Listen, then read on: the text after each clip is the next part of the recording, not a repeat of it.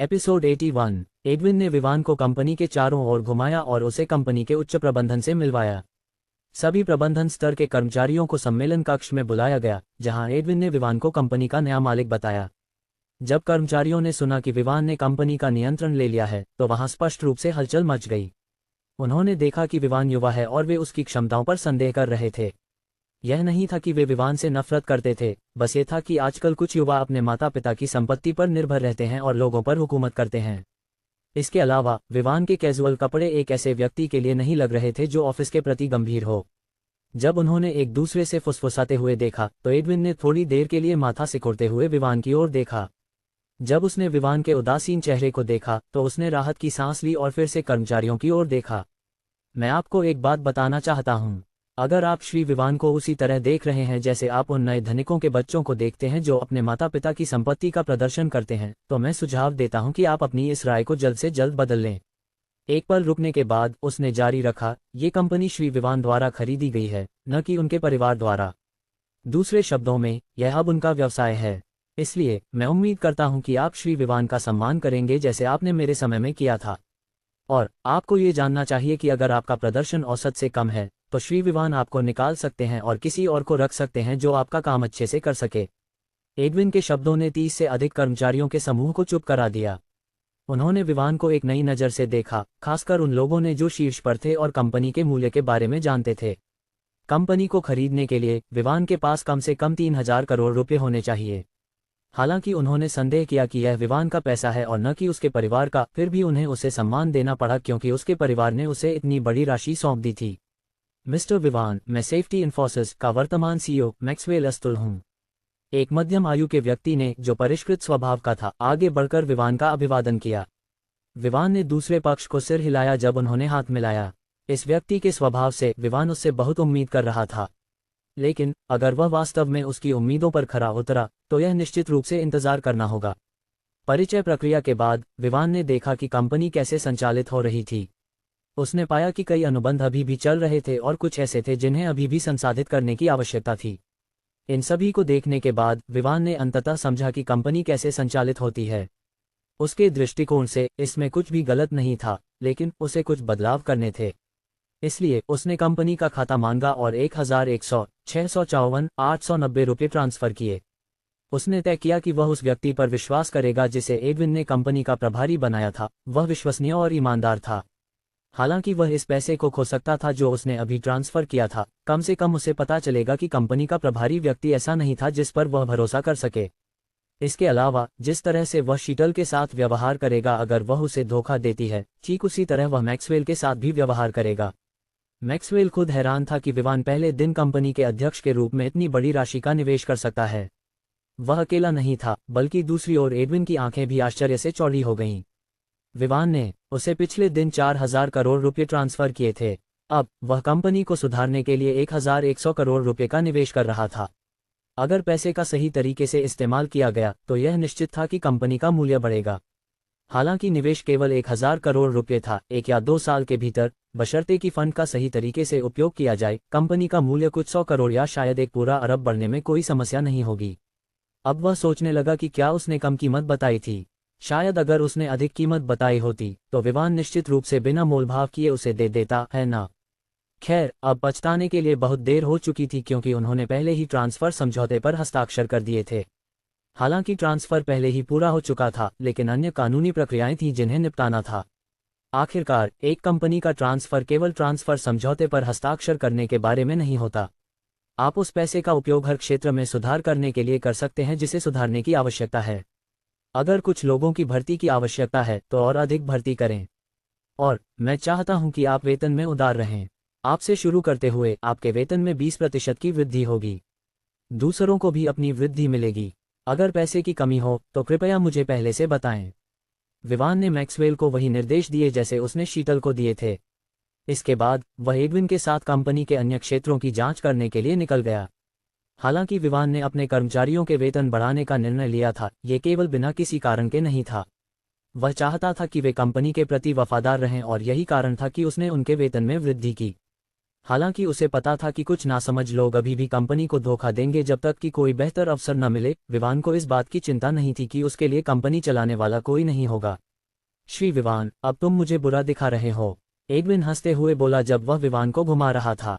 मैंने ऐसा कैसे किया? विवान ने पूछा, क्योंकि वह नहीं समझ पाया कि एडविन क्या संकेत दे रहा था। खैर, तुम उन्हें ये सोचने पर मजबूर कर रहे हो कि मैं पर्याप्त उदार नहीं था।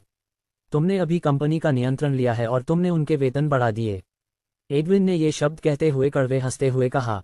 विवान को अंततः समझ में आया कि एडविन क्या कहना चाह रहा था। विवान के कार्य कर्मचारियों को ये बताने के समान थे कि वह उनके पिछले बॉस से बेहतर था, लेकिन विवान को ये गलत नहीं लगा। किसी भी मामले में वह एडविन से अधिक उदार था। दोनों प्रशिक्षण मैदान में गए और विवान ने प्रशिक्षण सुविधाओं को देखा। वे बुरे नहीं थे, लेकिन फिर भी अच्छे स्तर से दूर थे।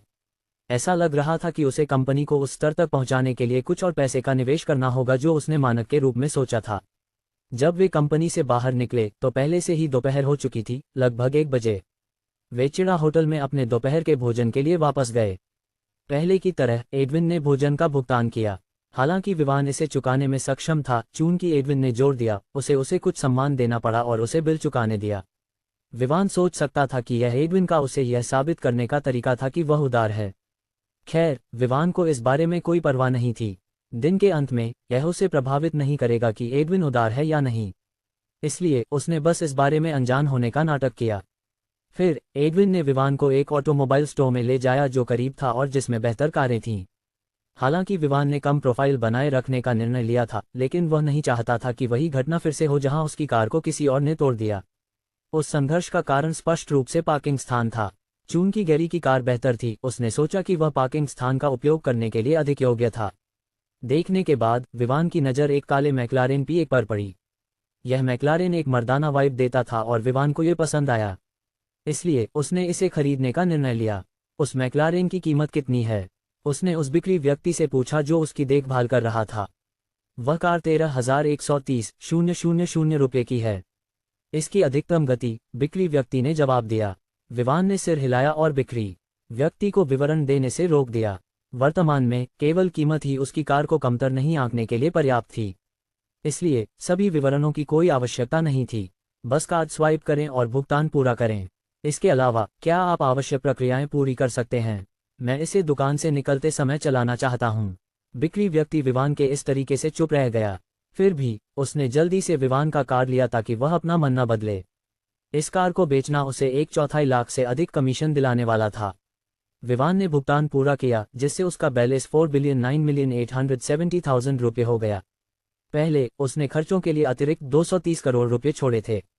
लगभग 30 मिनट बाद विवान ने मैक्लारेन को चलाया, जिसमें अब एक अस्थायी नंबर प्लेट थी। जैसे ही एडविन ने विवान को यहां लाया, वह तुरंत चला गया क्योंकि उसे अन्य चीजों का ध्यान रखना था। विवान ने मैक्लारेन को चिड़ा होटल की ओर चलाया। उसे तैयार रहना था क्योंकि शाम 6 बजे के आसपास क्वार्टर फाइनल होने वाले थे।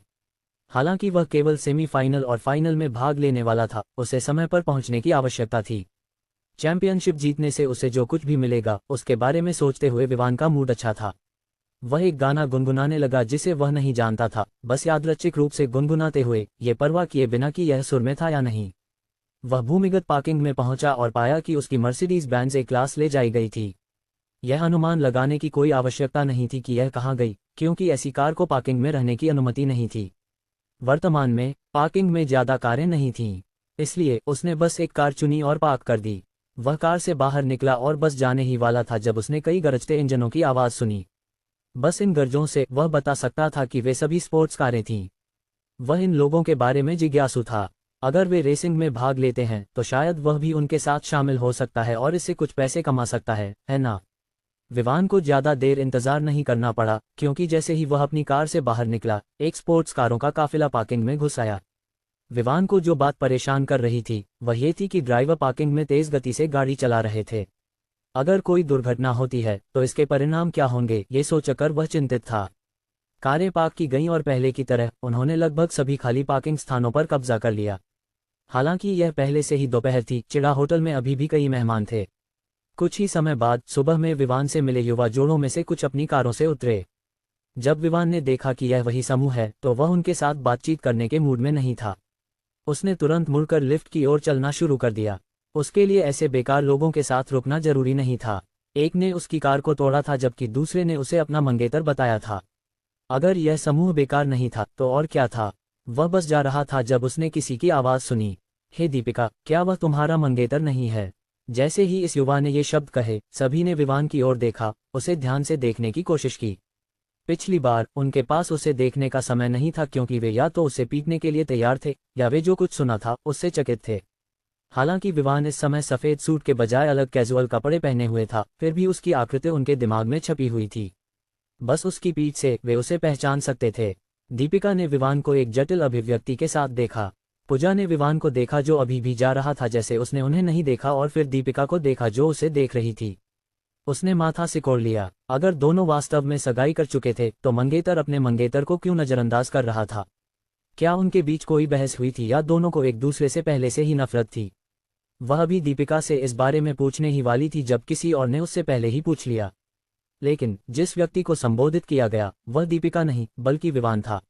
नमस्ते, क्या तुम हमें माफी मांगने की अनुमति नहीं दोगे? चूंकि तुम दीपिका के मंगेतर हो, तुम्हें हमें अजनबियों की तरह नहीं देखना चाहिए, है ना? हर्ष ने विवान पर चिल्लाया। हालांकि उसे विवान पसंद नहीं था, लेकिन उसे विवान के बारे में जानने के लिए सब कुछ करना पड़ा। जब वे बाहर गए तो उसने दीपिका से विवान के बारे में जानकारी प्राप्त करने की कोशिश की थी, लेकिन कुछ नहीं मिला। अंत में उसने सोचा कि अगर वह विवान को अपने साथ शामिल कर सके तो यह अच्छा होगा। फिर वह ये दिखावा करेगा कि वह उसके साथ दोस्ती करना चाहता है।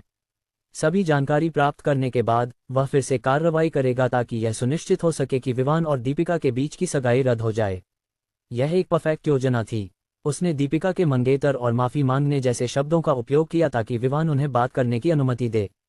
फिर वे एक दूसरे से परिचित हो जाएंगे और वह उसके साथ दोस्ती कर लेगा। खैर, ये सब योजनाएं और सपने थे, लेकिन कभी कभी सभी योजनाएं और सपने वास्तविकता में पूरे नहीं होते। इसके लिए कोई आवश्यकता नहीं है। विवान का संक्षिप्त उत्तर हर्ष के कानों में पहुंचा, जिससे उसका चेहरा काला पड़ गया। ये पहली बार था जब वह किसी को अपने साथ शामिल होने के लिए आमंत्रित कर रहा था। अंत में उसका आमंत्रण ठुकरा दिया गया, और इतने सारे लोगों के सामने। यह उसके समूह में उसकी प्रतिष्ठा पर धब्बा था। विवान को आश्चर्य हुआ कि वे अभी भी सोचते हैं कि वह दीपिका का मंगेतर है, लेकिन वास्तव में वह नहीं था। और विवान ने तय किया कि अगर दीपिका ने यह दावा करना जारी रखा कि वह उसका मंगेतर है तो उसे निश्चित रूप से इसका बदला लेना होगा। इस पल में विवान ने सोचा कि शायद दीपिका उसे एक ढाल के रूप में इस्तेमाल कर रही है ताकि कोई और उसे पटाने की कोशिश न कर सके। हालांकि उसे यह पसंद नहीं था, उसने अभी के लिए इसे नजरअंदाज करने का निर्णय लिया। विवान, एक पल रुको। दीपिका की आवाज़ उसके कानों में पहुंची, जिससे उसकी अभिव्यक्ति अचानक बदल गई और उसने अपने कदम रोक दिए। उसने सोचा था कि दूसरी पार्टी उसे नहीं जानती और उसे बस एक ढाल के रूप में इस्तेमाल कर रही है। किसने सोचा था कि वह वास्तव में उसका नाम जानती है? या क्या होटल ने उसकी जानकारी उसे दी? इस बारे में सोचते हुए उसने माथा सिकोड़ लिया। यह एक 5 सितारा होटल था और उसे यकीन था कि ग्राहकों की जानकारी देना आसान नहीं था। लेकिन अगर कोई उस जगह का मालिक था या होटल के मालिक के साथ संबंध रखता था तो वह आसानी से उस जानकारी को प्राप्त कर सकता था। जैसे ही दीपिका ने देखा कि विवान रुक गया है, उसने राहत की सांस ली और उसकी ओर तेजी से बढ़ी। पूजा उसके पीछे आना चाहती थी, लेकिन दीपिका ने उसे रोका क्योंकि वह विवान से निजी तौर पर बात करना चाहती थी। जब वह विवान के सामने पहुंची तो उसने उससे कहा कि वह समूह से थोड़ी दूरी पर चले ताकि उनकी बातचीत निजी हो सके। तुम्हें मेरा नाम कैसे पता चला? जैसे ही उन्होंने पर्याप्त दूरी बना ली, विवान ने पूछा। वह सीधे मुद्दे पर आया और उसकी अभिव्यक्ति ठंडी थी। विवान के सवाल को सुनकर दीपिका का दिल एक धड़कन छोड़ गया। उसके ठंडे नजरों ने उसके दिल को दुखी कर दिया। ये वही व्यक्ति था जिससे वह सगाई कर चुकी थी, लेकिन जिस तरह से वह उसे देख रहा था वह एक अजनबी की तरह था। नहीं, ऐसा लग रहा था कि वह किसी कारण से उससे असंतुष्ट था जिसे वह नहीं जानती थी। फिर भी उसने जवाब दिया, मैं तुम्हें जानती हूं क्योंकि तुम मेरे मंगेतर हो। दीपिका का जवाब वह था जो उसने तर्क के अनुसार सोचा था, लेकिन विवान के कानों में यह ऐसा लग रहा था जैसे कोई उसे मजबूर कर रहा हो। वह चाहती थी कि वह उसका मंगेतर बने जबकि वह उसके बारे में कुछ नहीं जानता था। सुनो लड़की, मुझे नहीं लगता कि तुम सही व्यक्ति को पहचान रही हो। जितना मुझे पता है मेरी कोई प्रेमिका नहीं है, मंगेतर तो छोड़ ही दो, विवान ने स्पष्ट रूप से कहा। विवान के शब्द दीपिका के दिल में तीर की तरह चुभ गए। उसने उसे देखा और कहा, मैंने बिल्कुल भी गलत व्यक्ति को नहीं पहचाना। क्या तुम विवान रॉय नहीं हो? क्या तुमने मेरी जानकारी होटल से प्राप्त की? विवान ने माथा सिकोड़ते हुए पूछा। बिल्कुल नहीं, मुझे ये भी पता है कि तुम क्रिस्टल सिटी से हो और 2 दिन पहले तुम सोमेश्वर सिटी में थे। तुम यहाँ वेंचर सिटी में क्यों हो, मुझे इस बारे में नहीं पता। दीपिका ने कहा, क्या तुमने मेरी जांच की? विवान की मुद्रा थोड़ी आक्रामक हो गई। वह कैसे दूसरों को अपनी जानकारी देखने की अनुमति दे सकता था और फिर ये दिखावा कर सकता था कि वह उसे जानता है। दीपिका ने देखा कि विवान गुस्से में लग रहा था, तो उसने एक कदम पीछे हटते हुए जल्दी से सिर हिलाया और पूछा, क्या तुम्हें नहीं बताया गया कि हम 2 दिन पहले सगाई कर चुके हैं? यह एक ऐसा सवाल था जो दीपिका को परेशान कर रहा था। 2 दिन हो चुके थे जब दोनों ने धीरेन्द्र की अनुमति से सगाई की थी। जो वह नहीं जानती थी वह यह था कि धीरेन्द्र ने विक्टर को बताया था कि विवान ने सगाई के लिए सहमति नहीं दी थी, और चूंकि उन्होंने पहले ही सहमति दी थी कि विवान दीपिका से सगाई कर चुका है, उन्होंने ये तय किया कि वे इस बात को विवान से कुछ समय के लिए छिपा कर रखेंगे ताकि वह उनकी योजनाओं को न बिगाड़ सके। फिर इस समय के दौरान जब विवान को यह नहीं पता था कि क्या हुआ, वे उसे रॉय परिवार के महल में वापस लाने के तरीके खोजेंगे। उसे मनाने के बाद वे उसे सगाई के बारे में बताएंगे। फिर जब तक विवान को इससे कोई आपत्ति नहीं होगी, सौदा पूरा हो जाएगा। लेकिन उन्होंने कभी उम्मीद नहीं की थी कि दोनों एक ऐसी जगह पर मिलेंगे जहां उन्हें कोई जानकारी नहीं थी। उन्हें यह नहीं पता था कि विवान वेंचर सिटी जाएगा और न ही यह उम्मीद थी कि दीपिका वहां होगी। किसने बताया? विवान उलझन में था। फिर उसने 2 दिन पहले के शब्द के बारे में सोचा। तभी उसे याद आया कि धीरेन्द्र उसे लेने आया था। सब कुछ इसीलिए था ताकि वह किसी से सगाई कर सके। अगर वह सही से याद करता है तो उसने सगाई के लिए सहमति नहीं दी थी। फिर वह क्यों इस महिला के सामने ये दावा कर रही थी कि वे सगाई कर चुके हैं? उसे अचानक याद आया कि धीरेन्द्र ने उसे परिवार से निकाल दिया था और उसने उसे बलात् वापस लाने की कोशिश की थी। इसलिए यह असंभव नहीं था कि वह कुछ तरीकों का उपयोग करे ताकि यह सुनिश्चित हो सके कि सगाई रद्द न हो जब तक कि इसमें कुछ लाभ हो। क्या तुम्हारे पिता? दीपिका ने अनिश्चितता से उत्तर दिया। वह ये नहीं समझ पा रही थी कि क्या विवान सिर्फ बेवकूफ़ बना रहा है या वास्तव में उसे सगाई के बारे में कोई जानकारी नहीं है। जब उसने सुना कि उसके पिता को उसे बताना था तो वह तुरंत इस तथ्य से जुड़ गया कि धीरेन्द्र छोटे नुकसान के मुकाबले लाभ के मामले में कभी हार नहीं मानता। उसने दीपिका की ओर देखा और पूछा, जब मैं वहां नहीं था तो सगाई कैसे हुई? दीपिका ने ईमानदारी से उत्तर दिया, तुम्हारे पिता ने कहा कि तुम सोमेश्वर सिटी में चले गए थे और हम बस सगाई को जारी रख सकते हैं। अंत में एक समझौता हुआ कि हम तब शादी करेंगे जब मैं 21 साल की हो जाऊंगी। जब उसने शादी के बारे में बात की तो वह शर्माए। विवान ने पुष्टि की कि धीरेन्द्र ने निश्चित रूप से सगाई को सुनिश्चित करने के लिए एक चाल का उपयोग किया था। उसने गहरी सांस ली और उसके सामने खड़ी महिला की ओर देखा। उसने कहा, तुम्हें इस सगाई के बारे में सोचना बंद कर देना चाहिए। मैंने सगाई के लिए सहमति नहीं दी। इसके अलावा मैं अब रॉय परिवार का सदस्य नहीं हूं। विवान के शब्दों ने दीपिका के दिल को एक धड़कन छोड़ दिया। क्या वह वास्तव में दीपिका के पिता द्वारा धोखा खा गई? और कब से विवान रॉय परिवार का सदस्य नहीं था? जैसे ही वह चकित हुई, विवान ने उसे पार करते हुए लिफ्ट की ओर बढ़ा दिया। कुछ क्षणों बाद ही उसने प्रतिक्रिया दी, रुको विवान। विवान ने एक पल के लिए रुककर कहा, तुमने गलत व्यक्ति को पहचाना है। मैं तुम्हें नहीं जानता और मैं रॉय परिवार का सदस्य नहीं हूं। इसके अलावा मैंने सगाई के लिए सहमति नहीं दी, इसलिए मैं उम्मीद करता हूं कि तुम 2 दिन पहले हुई घटना को भूल जाओ।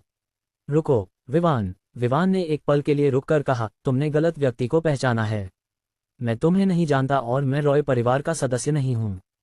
इसके अलावा मैंने सगाई के लिए सहमति नहीं दी, इसलिए मैं उम्मीद करता हूं कि तुम 2 दिन पहले हुई घटना को भूल जाओ। तुम मुझे नहीं जानते विवान, या तुम ऐसा दिखावा कर रहे हो कि तुम मुझे नहीं जानते? दीपिका ने विवान के व्यवहार से निराश होकर चिल्लाई। विवान ने फिर से उसकी ओर देखा और पूछा, क्या मुझे पहले तुम्हें जानना चाहिए था? उसकी यादों के अनुसार उसे इस महिला के बारे में कुछ भी याद नहीं था। न उसका नाम, न उसकी आवाज, न उसकी आंखें, न उसकी आकृति। उसके बारे में उसके मन में कुछ भी नहीं था। दीपिका की आंखें उस समय लाल हो गईं जब उसने देखा कि विवान इस मामले में गंभीर है। उसने अपने होंठ काटे और उसकी आंखों में घूरते हुए देखा। विवान उसकी नज़रों से बिल्कुल नहीं झिझका और उसकी प्रतिक्रिया का इंतजार किया। हम 1 साल पहले मिले थे। अगर तुम मुझे पीछे खींचकर नहीं बचाते तो मैं एक दुर्घटना में मारी जाती।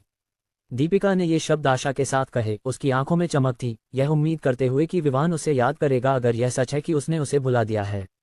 विवान ने पिछले साल की सभी यादों को याद करने की कोशिश की। अब जब उसका मन मजबूत हो गया था, वह अतीत में हुई कई चीज़ों को याद कर सकता था। हालांकि वे नई यादों की तरह स्पष्ट नहीं थीं, जो उसे अपनी ताकत बढ़ाने के बाद मिली थी, फिर भी उसकी क्षमता अच्छी थी। याद करने के बाद उसने किसी भी मामले को नहीं पाया जहां उसने किसी को बचाया हो। चाहे वह जो भी सोचता, उसने कभी किसी को दुर्घटना से नहीं बचाया था। उसने सिर हिलाते हुए जवाब दिया, मुझे खेद है, लेकिन शायद तुम मुझे किसी और के साथ भ्रमित कर रही हो। आखिरकार मैं आज तक किसी को नहीं बचाने की याद नहीं रखता। ये सच था, विवान कभी भी ऐसी स्थिति में नहीं रहा जहां उसे किसी को बचाना पड़ा हो। हालांकि अगर वह किसी को बचा सकता था तो वह जरूर करता, लेकिन इसका मतलब यह नहीं था कि वह सभी को बचा सकता था। दीपिका ने विवान के इनकार को सुनकर लगभग रोने लगी। वह तब से विवान से प्यार कर रही थी जब से उसने उसे बचाया था। जिस दिन उसने उसे बचाया था वह इतनी चौंकी हुई थी कि विवान को खोजने की कोशिश नहीं कर सकी। अंत में वह 1 महीने बाद क्रिस्टल सिटी वापस आए और विवान को खोजने लगी। फिर 3 हफ्तों की मेहनत के बाद उसने अंततः उसे ढूंढ लिया, क्योंकि उसकी नीली आंखें और चांदी के बाल अद्वितीय थे। हालांकि उसने उस समय उसके चेहरे को मुश्किल से देखा था क्योंकि वह चकित थी, फिर भी वह ये याद कर सकती थी कि वह कितना हैंडसम था। विवान को खोजने के बाद उसने उसके पास जाने का निर्णय नहीं लिया।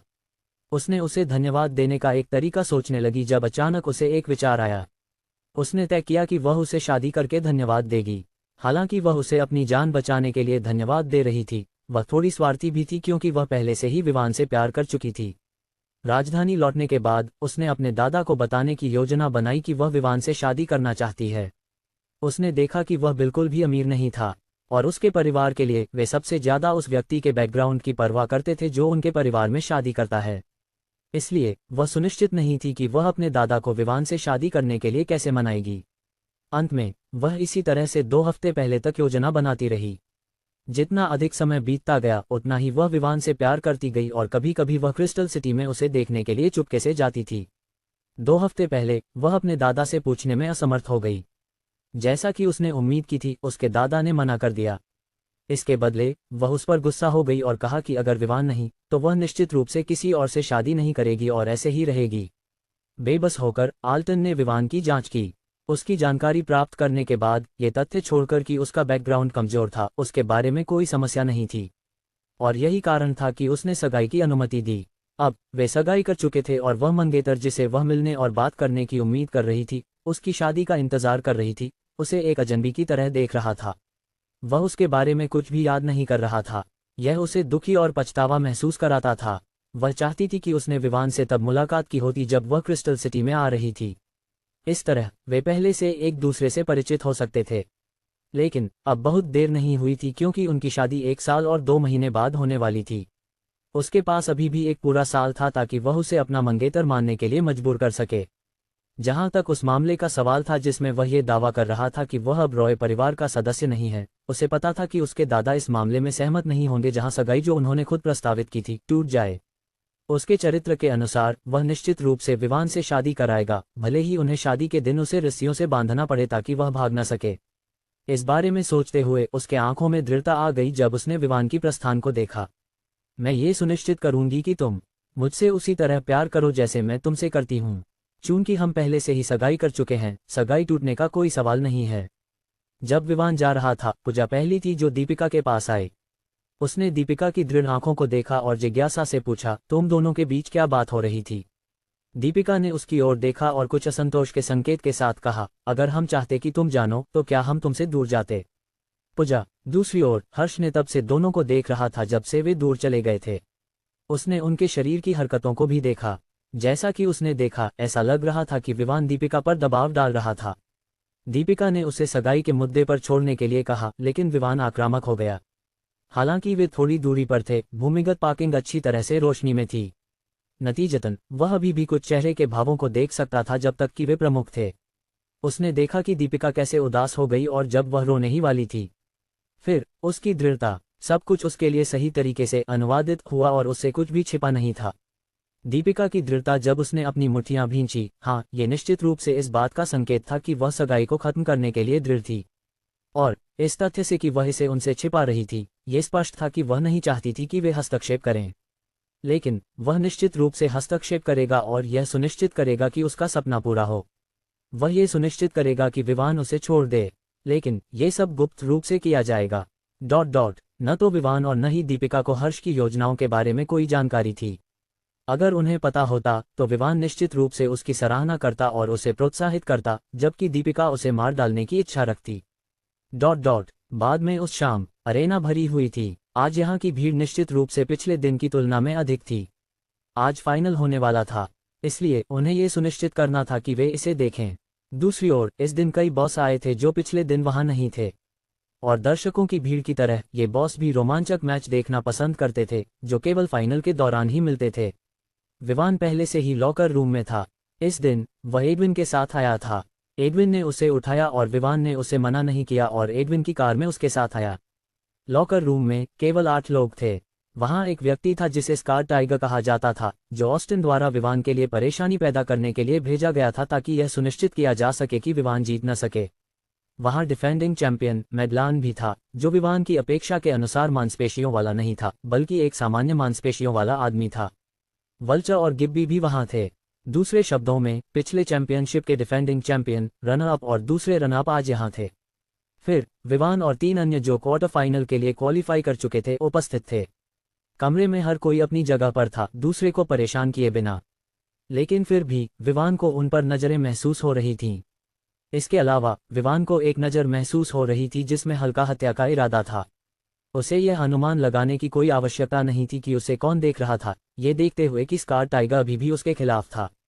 लेकिन विवान ने इसे नज़रअंदाज कर दिया क्योंकि वह उसके जैसे किसी पर अपना समय बर्बाद करने के मूड में नहीं था। लेकिन जब वे रिंग में मिलेंगे तो वह निश्चित रूप से सुनिश्चित करेगा कि हत्या का इरादा उसके मुखों से हवा में उड़ जाए। पहले राउंड में क्वार्टर फाइनल में स्कार टाइगर, गिब्बी और अन्य 3 को सेमीफाइनल में एक स्थान के लिए लड़ना होगा। विवान निश्चित नहीं था कि वह राउंड कैसे होने वाला है, लेकिन उसे यकीन था कि उनके पास इसके लिए पहले से ही एक योजना होगी।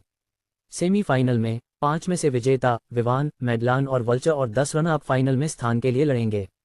2 विजेता फिर लड़ेंगे और उनके बीच विजेता का निर्धारण होगा, और इस तरह चैंपियनशिप समाप्त हो जाएगी। महिलाओं और पुरुषों, जुलाई की अंतिम चैंपियनशिप की दूसरी रात में आपका स्वागत है। मैं आज रात का मेजबान आपको बता सकता हूं कि मैं मैचों के लिए उत्साहित और प्रत्याशित हूं। लेकिन हालांकि मैं रेफरी हूं, मैं रिंग के बाहर से ही मैच देखूंगा। मुझे उम्मीद है कि आप मुझे दोष नहीं देंगे क्योंकि मैच इतने रोमांचक हैं कि वे मुझे डरा देते हैं।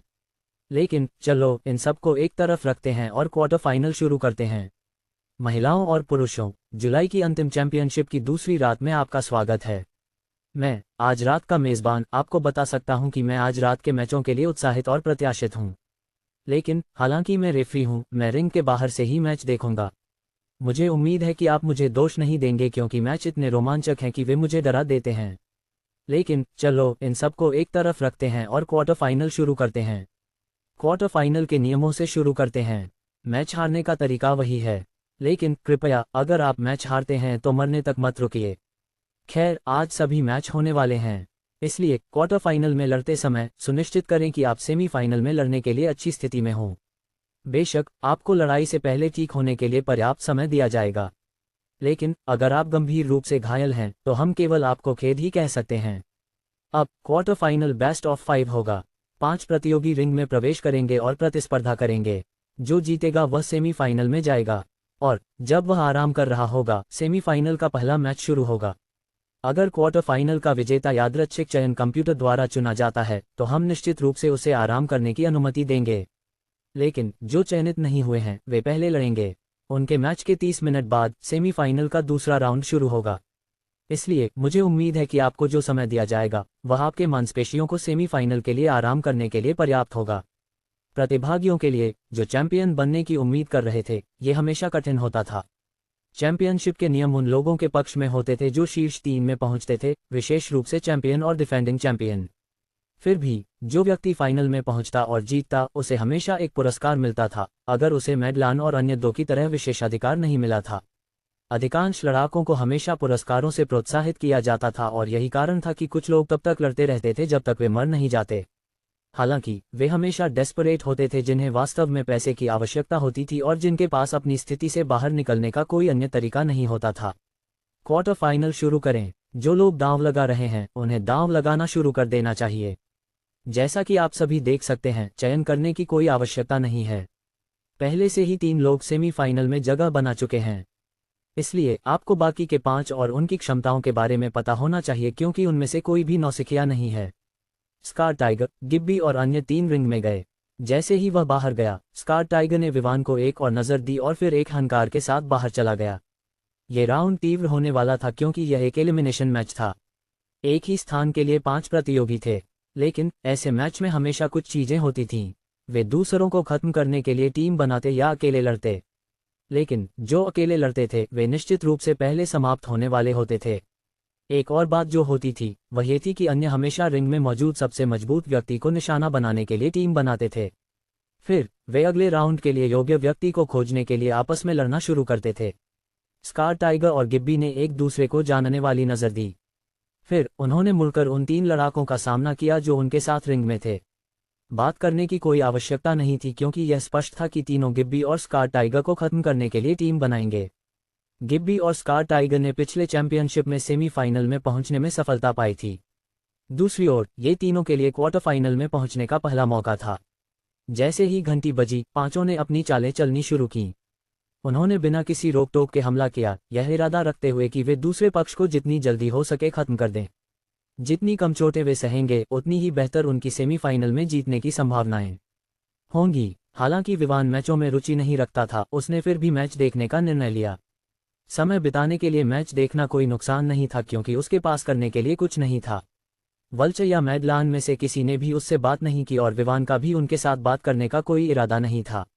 उसने बस अपनी बारी का इंतजार करते हुए रिंग में पांचों को देखा। हालांकि गिब्बी और स्कार टाइगर 3 लोगों का सामना कर रहे थे, वे बिल्कुल भी असहाय नहीं थे। वास्तव में उनके पास एक लाभ था, हालांकि वह बड़ा नहीं था। जैसे जैसे लड़ाई आगे बढ़ी, लड़ाई के अनुभव का लाभ दिखने लगा। गिब्बी और स्कार टाइगर ने उन तीनों की गलतियों का फायदा उठाना शुरू किया और उन्हें गंभीर चोटें दीं। दूसरी ओर हालांकि उन्हें भी हमला किया गया, जो चोटें उन्हें आई वे सही थीं। और लगभग 30 मिनट में तीनों एक एक करके समाप्त हो गए। अब वे दोनों एक दूसरे का सामना कर रहे थे। हालांकि वे घायल थे, चोटें उनकी लड़ाई की क्षमताओं को प्रभावित नहीं कर रही थीं। जैसे ही विवान और भीड़ ने उम्मीद की कि फिर से एक लड़ाई शुरू होगी, वे अगले जो कुछ हुआ उससे निराश और चकित रह गए। मैं हार मानता हूँ। गिब्बी की आवाज़ इतनी तेज थी कि वह वहां मौजूद सभी के कानों में पहुंच गई। एक पल के लिए सब कुछ रुक गया, फिर भीड़ में हलचल मच गई। तुम क्या कर रहे हो गिब्बी? मैंने अभी गिब्बी पर दांव लगाया और अब तुम कह रहे हो कि तुम बिना लड़े हार मानने वाले हो। मैं इसे स्वीकार नहीं कर सकता। मैं अपना पैसा वापस चाहता हूँ। यहाँ कुछ तो गड़बड़ है। अगर उसे पता था कि वह हार मानने वाला है तो वह रिंग में क्यों गया? स्कार टाइगर को जीतने में मदद करने के लिए। बस चुप रहो। क्या तुम नहीं देख रहे कि ये दोनों के बीच एक मौन समझौता है? अगर वे सेमीफाइनल में जीतने का मौका चाहते हैं तो उन्हें एक को चुनना होगा। बेशक तुम ऐसा कहोगे क्योंकि तुमने स्कार टाइगर पर दांव लगाया है। मुझे नहीं लगता कि मैंने तुम्हें ऐसा करने से रोका है ना? मैं तुम्हें अभी मार डालूंगा। जो हलचल मची थी वह इतनी तीव्र थी, लेकिन यह अप्रत्याशित नहीं था क्योंकि जिस तरह से मैच समाप्त हुआ वह निश्चित रूप से सबसे अच्छा तरीका नहीं था। कम से कम वे एक दूसरे से लड़ने का दिखावा कर सकते थे इससे पहले कि कोई हार मान ले। लेकिन तीनों को खत्म करने के बाद हार मान लेना ये पहले से ही साबित कर देता है कि दोनों ने मैच से पहले एक समझौता किया था। केवल भीड़ ही नहीं बल्कि वीआईपी रूम में भी वहां के बॉस निरंतर गालियां दे रहे थे।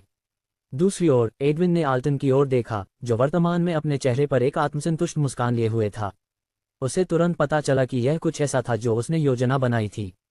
चूंकि उसने विवान के साथ दांव लगाया था, यह स्पष्ट था कि आल्टन विवान को हारने के तरीके खोजने की कोशिश करेगा। उसने पूछा, क्या यही तुम्हारी योजना है आल्टन? उसकी मूड गहरा था। उसे पहले से ही पता था कि यह आल्टन की बनाई योजना का पहला भाग था। इसमें निश्चित रूप से अन्य चालें शामिल होंगी। एडविन ये भी समझ सकता था कि आल्टन इस हद तक क्यों जाएगा। आखिरकार अगर वह दांव हारता है तो उसे अपनी संपत्ति का 90% खोना पड़ेगा।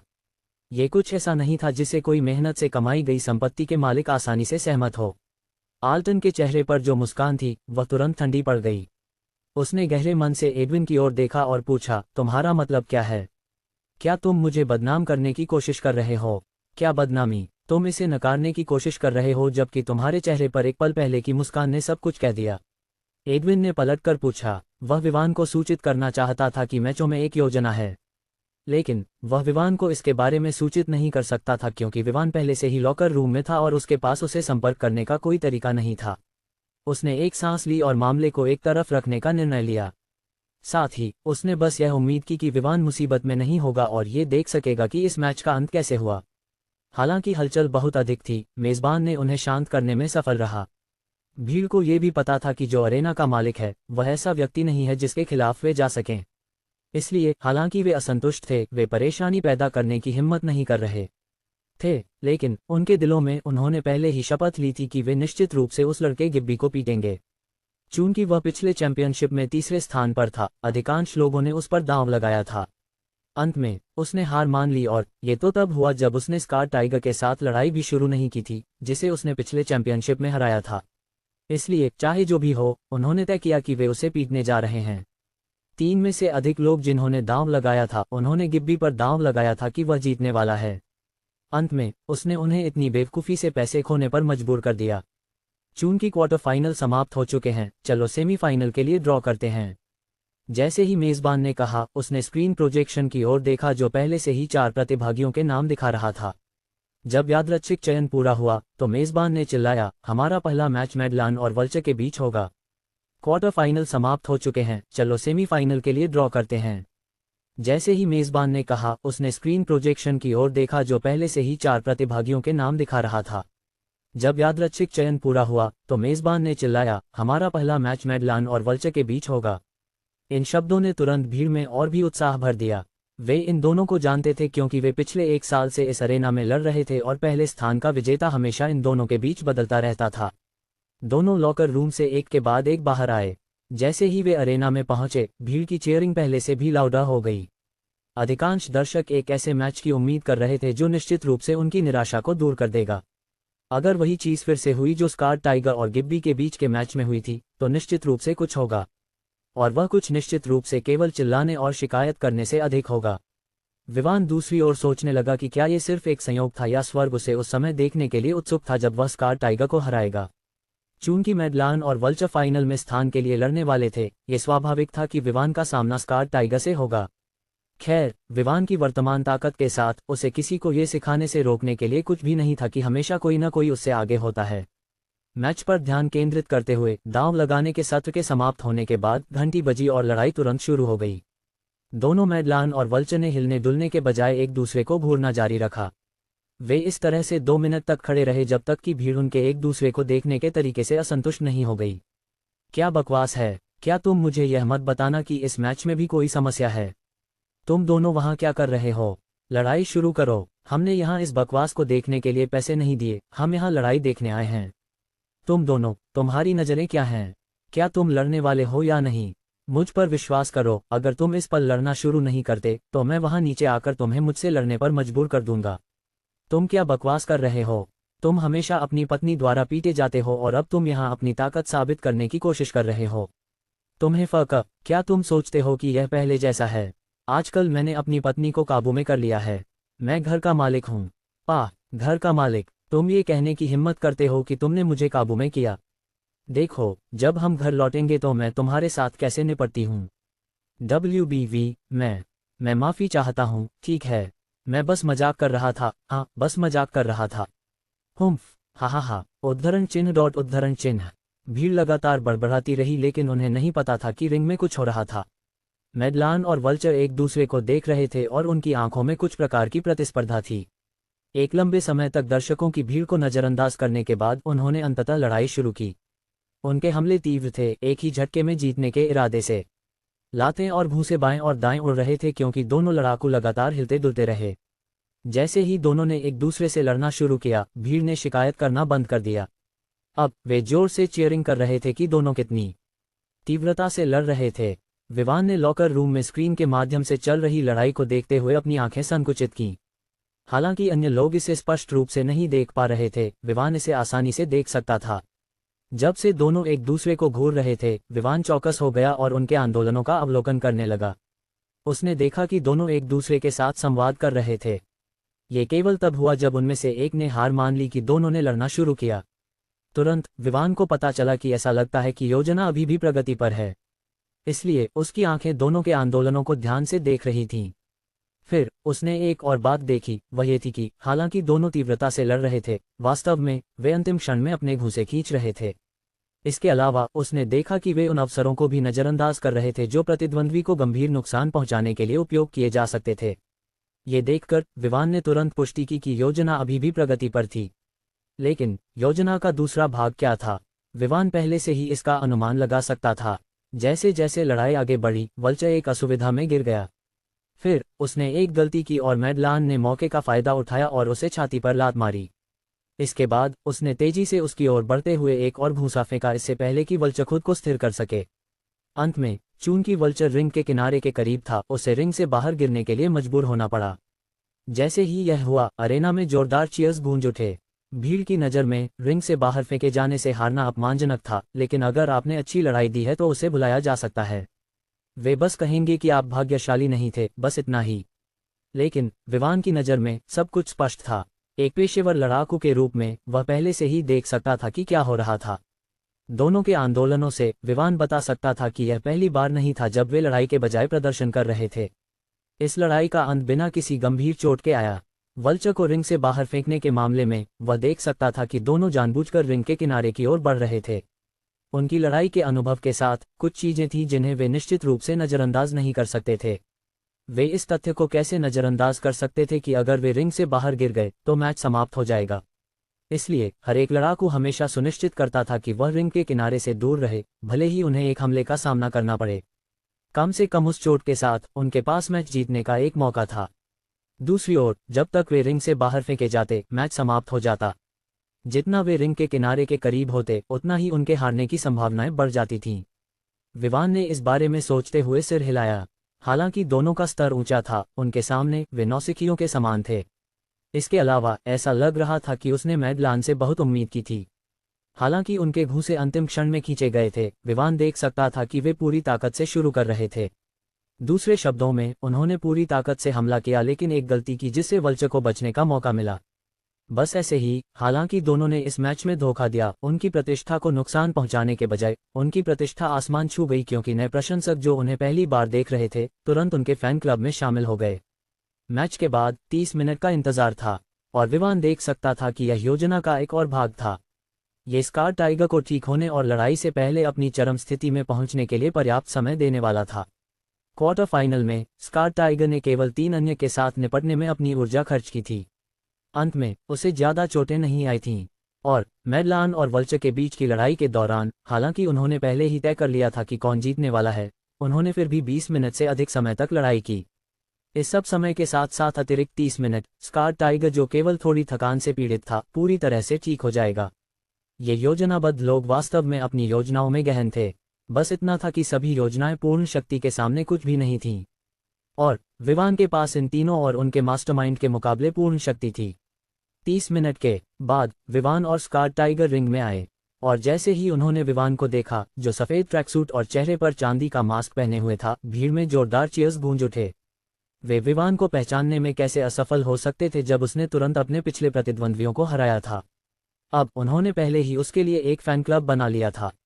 जो चीज़ दर्शकों के मनोबल और रोमांच को बढ़ा रही थी वह ये थी कि विवान अभी भी अरेना में एक नए चेहरे के रूप में, वर्तमान काले घोड़े के रूप में था। और हालांकि उसका शरीर छोटा था, उसकी ताकत को उसके शरीर के आकार से नहीं मापा जा सकता था, जैसा कि उसके पिछले प्रतिद्वंद्वियों ने इस बात की गवाही दी थी। क्या यही वह लड़का है जिसके बारे में तुम बात कर रहे थे? हाँ, वह खुद को जेके सिल्वर कह रहा है। मुझे लगता है कि एडविन उसे जानता है। क्यों ऐसा लग रहा है कि वह एक युवा है? वह एक युवा है। मुझे नहीं लगता कि वह 20 से अधिक का है। सच में, मैं इस मैच में उसकी प्रदर्शन का इंतजार नहीं कर सकता। बड़े बॉस सभी ये देखने के लिए उत्सुक थे कि आगे क्या होने वाला है और वे इस बात से असंतुष्ट थे कि घंटी अभी तक नहीं बजी। बेशक वे केवल ये देखने के लिए उत्सुक थे कि विवान वास्तव में कितना मजबूत है। गोंग घंटी की आवाज के साथ सेमीफाइनल का दूसरा राउंड अंततः हजारों आंखों की निगाहों के नीचे शुरू हुआ। कुछ क्षण पहले जब गोंग बजने वाला था, दागदार बाघ ने विवान की ओर देखा जो उसके सामने खड़ा था और उसे देखकर हंसने लगा। लगता है कि तुम इतने दुर्भाग्यशाली हो कि आसमान ने कहा कि तुम्हें मेरी ओर से सजा दी जानी चाहिए। अब यहाँ हम हैं, क्या तुम आत्मसमर्पण करोगे या मैं तुम्हें ऐसा करने पर मजबूर करूं?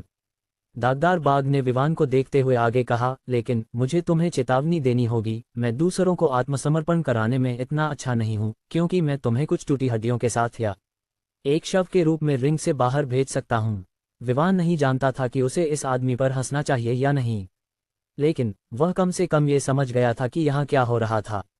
हालांकि दागदार बाघ को ऑस्टिन द्वारा विवान को मैच हारने के लिए नियुक्त किया गया था, फिर भी वह चैंपियनशिप का एक मौका पाने के लिए आसानी से नहीं जाने वाला था। यहाँ चैंपियन बनने के कुछ फायदे थे जो लोगों को इसे जीतने के लिए प्रेरित कर सकते थे, लेकिन चैंपियन बनना आसान नहीं था क्योंकि यहाँ लगभग हर कारक डिफेंडिंग चैंपियन के पक्ष में था। विवान को यह नहीं पता था कि इस प्रकार की प्रतियोगिता का निर्णय क्यों लिया गया था, क्योंकि वे शीर्ष 3 को चैंपियन बनाना चाहते थे। ये 3 पहले से ही अरेना के प्रति वफादार थे और इसलिए उन्हें कुछ लाभ देने में कोई हानि नहीं थी।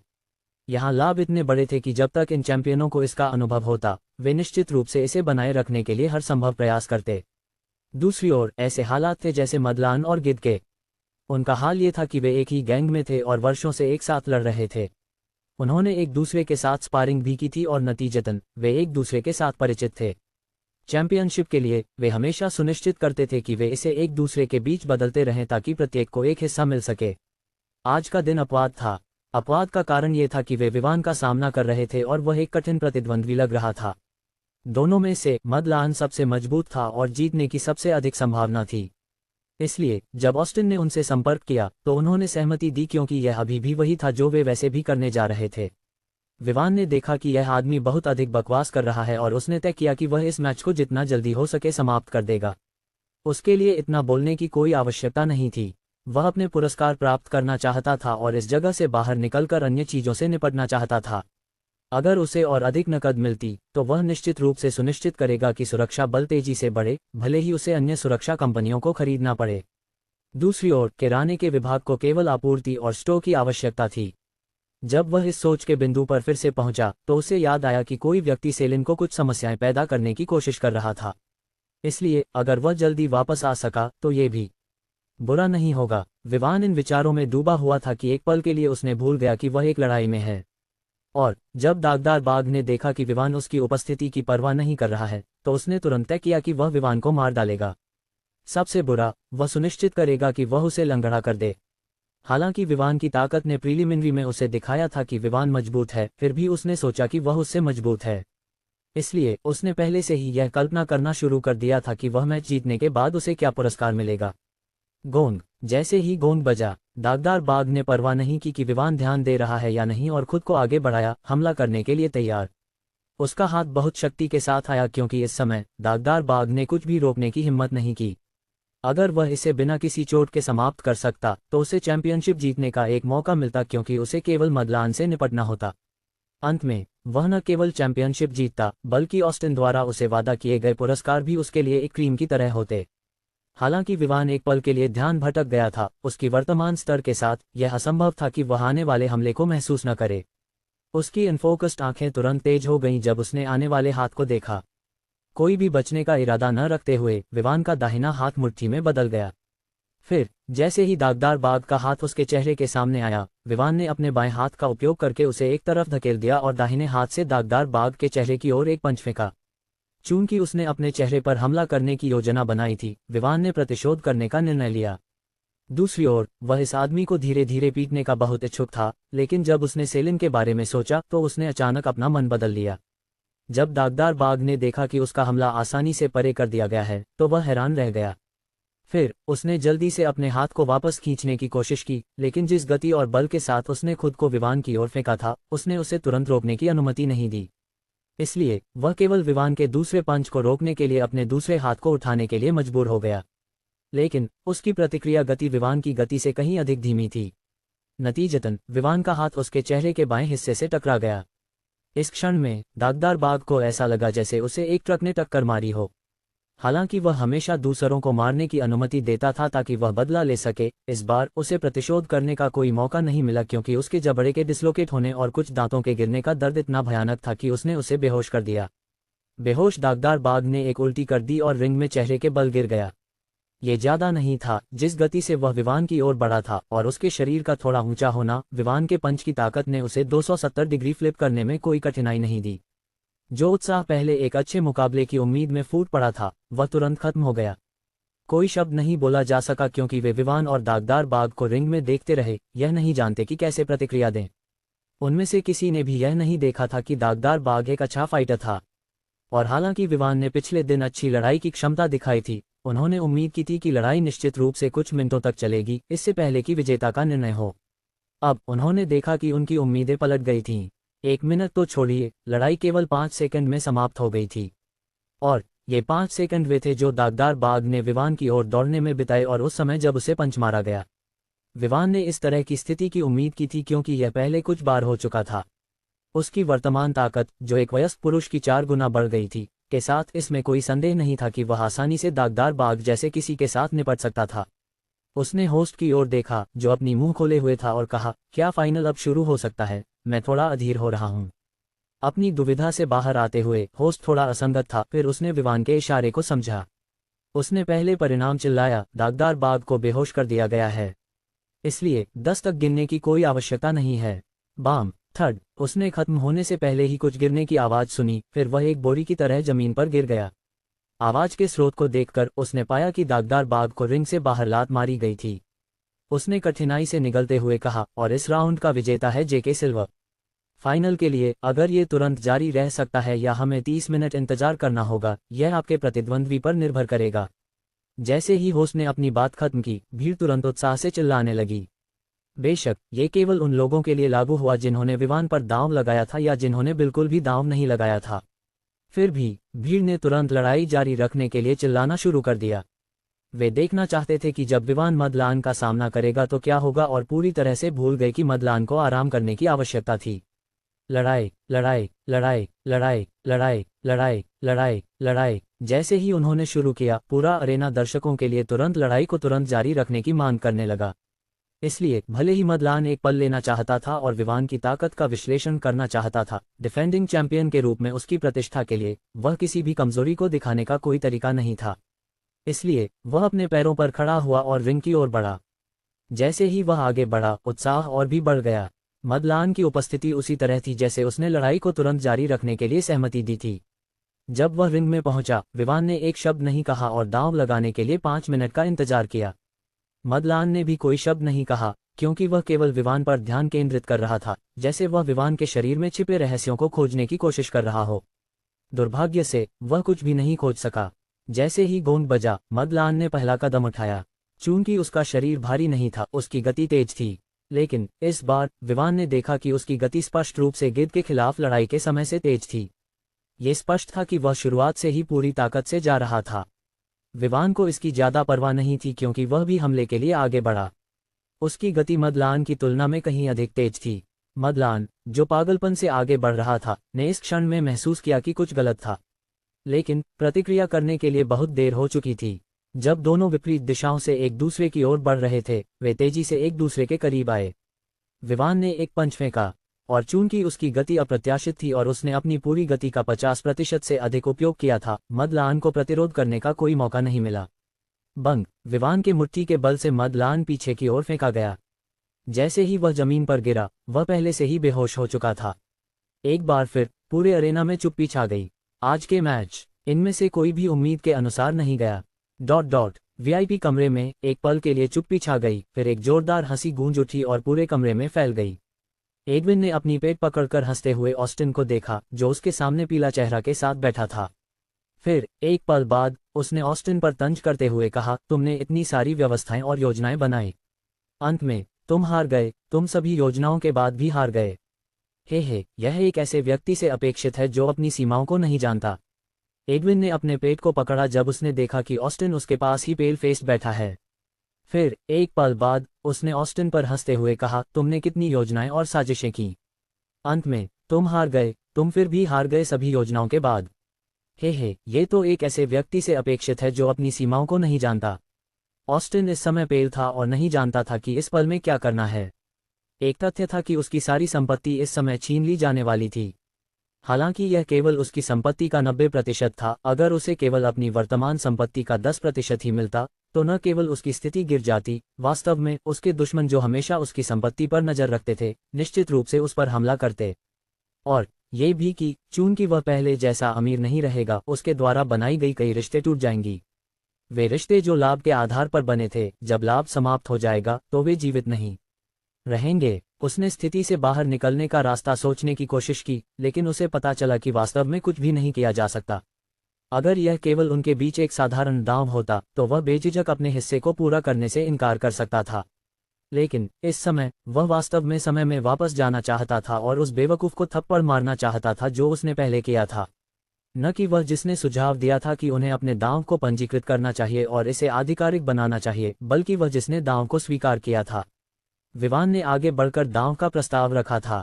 दूसरी ओर अपनी सामान्य घमंड में उसने इस पर ज्यादा नहीं सोचा और इसे स्वीकार कर लिया। इसके अलावा जब जैक स्पष्ट रूप से दिखा रहा था कि दांव बहुत ऊंचा था, उसने अपने दांव को बढ़ा दिया जबकि जैक का दांव घटा दिया। वह अब सोच रहा था कि उस समय वह कितना बेवकूफ था।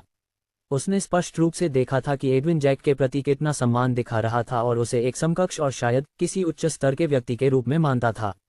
और वह केवल ये सुनिश्चित करने के लिए कि वह एडविन पर हावी रहे, उसने जैक को उकसाया जो अपने काम में व्यस्त था। जैक ने जब वह एडविन के साथ बहस कर रहा था तब हस्तक्षेप नहीं किया और बस इस मुद्दे से बाहर खड़ा रहा, लेकिन उसने खुद उसे इसमें खींच लिया। लेकिन अब चाहे वह पहले क्या हुआ, वह जानता था कि कुछ भी नहीं किया जा सकता। अरेना का मालिक एक ऐसा व्यक्ति था जो कई लोगों के साथ अच्छे संबंध रखता था और वह खुद एक बड़ी शक्ति था। जैसे ही उन्होंने दांव को आधिकारिक बनाया, ये वह क्षण था जब उसने सहमति दी कि अगर वह हार गया तो वह जो भी दांव रखा था उसे खो देगा। चाहे वह खुद से दांव देने की इच्छा रखता हो या नहीं, वे निश्चित रूप से जैक को उसके द्वारा खोई गई सभी चीजें सौंप देंगे। इसका कारण था संबंध। अपने संबंधों का उपयोग करते हुए जो सरकार तक फैले हुए थे, वे आसानी से उसकी संपत्ति को स्थानांतरित कर सकते थे। वह खुद पर हंसना चाहता था। उसने बस ये सोचा था कि उसने सुनिश्चित किया कि जैक हार नहीं सकता और अपने दांव को पूरा नहीं कर सकता। कौन जानता था कि वह खुद को ही फंसाने जा रहा था। विवान अब यहाँ और अधिक समय बर्बाद नहीं करना चाहता था और जब मेजबान ने घोषणा की कि वह इस चैंपियनशिप का विजेता है तो उसने रिंग छोड़ने का फैसला किया।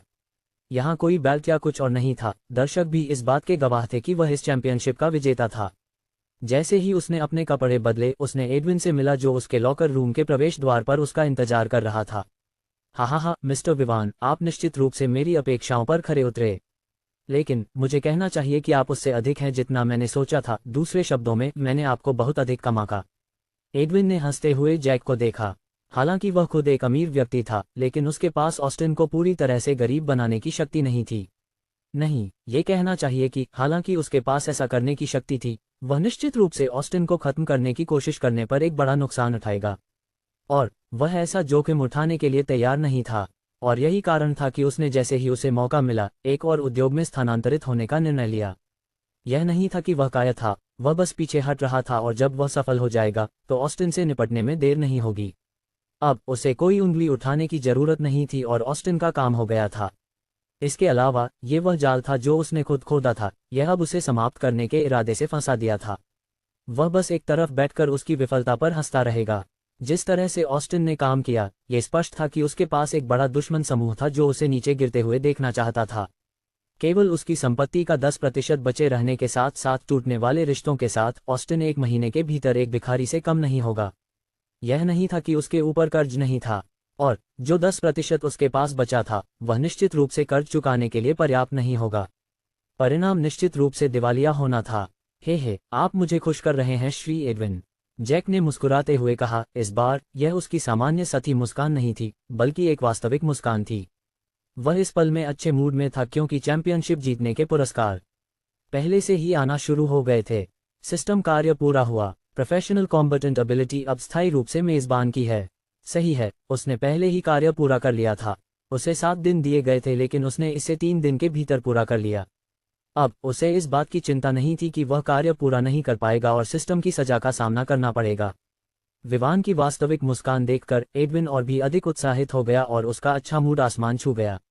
श्री विवान, मुझे आपको ले चलने दें ताकि आप अपना पुरस्कार प्राप्त कर सकें, एडविन ने उत्साह से कहा। वह ये देखने के लिए और अधिक उत्सुक था कि ऑस्टिन को उसकी संपत्ति एक के बाद एक कैसे छीन ली जाएगी। विवान ने सिर हिलाया और एडविन के पीछे प्रबंधन क्षेत्र की ओर बढ़ा। वहां उसने केल्विन को पाया जो पहले से ही उसकी उपस्थिति की उम्मीद कर रहा था। जैक ने देखा कि ऑस्टिन भी उस समय उपस्थित था। विवान की भौहें थोड़ी उठ गईं जब उसने देखा कि ऑस्टिन के चेहरे पर कुछ चोटें थीं, और ये जानने के लिए किसी जीनियस की आवश्यकता नहीं थी कि वह किससे लड़ा था। जैक को यह नहीं पता था और न ही उसे इसमें कोई रुचि थी।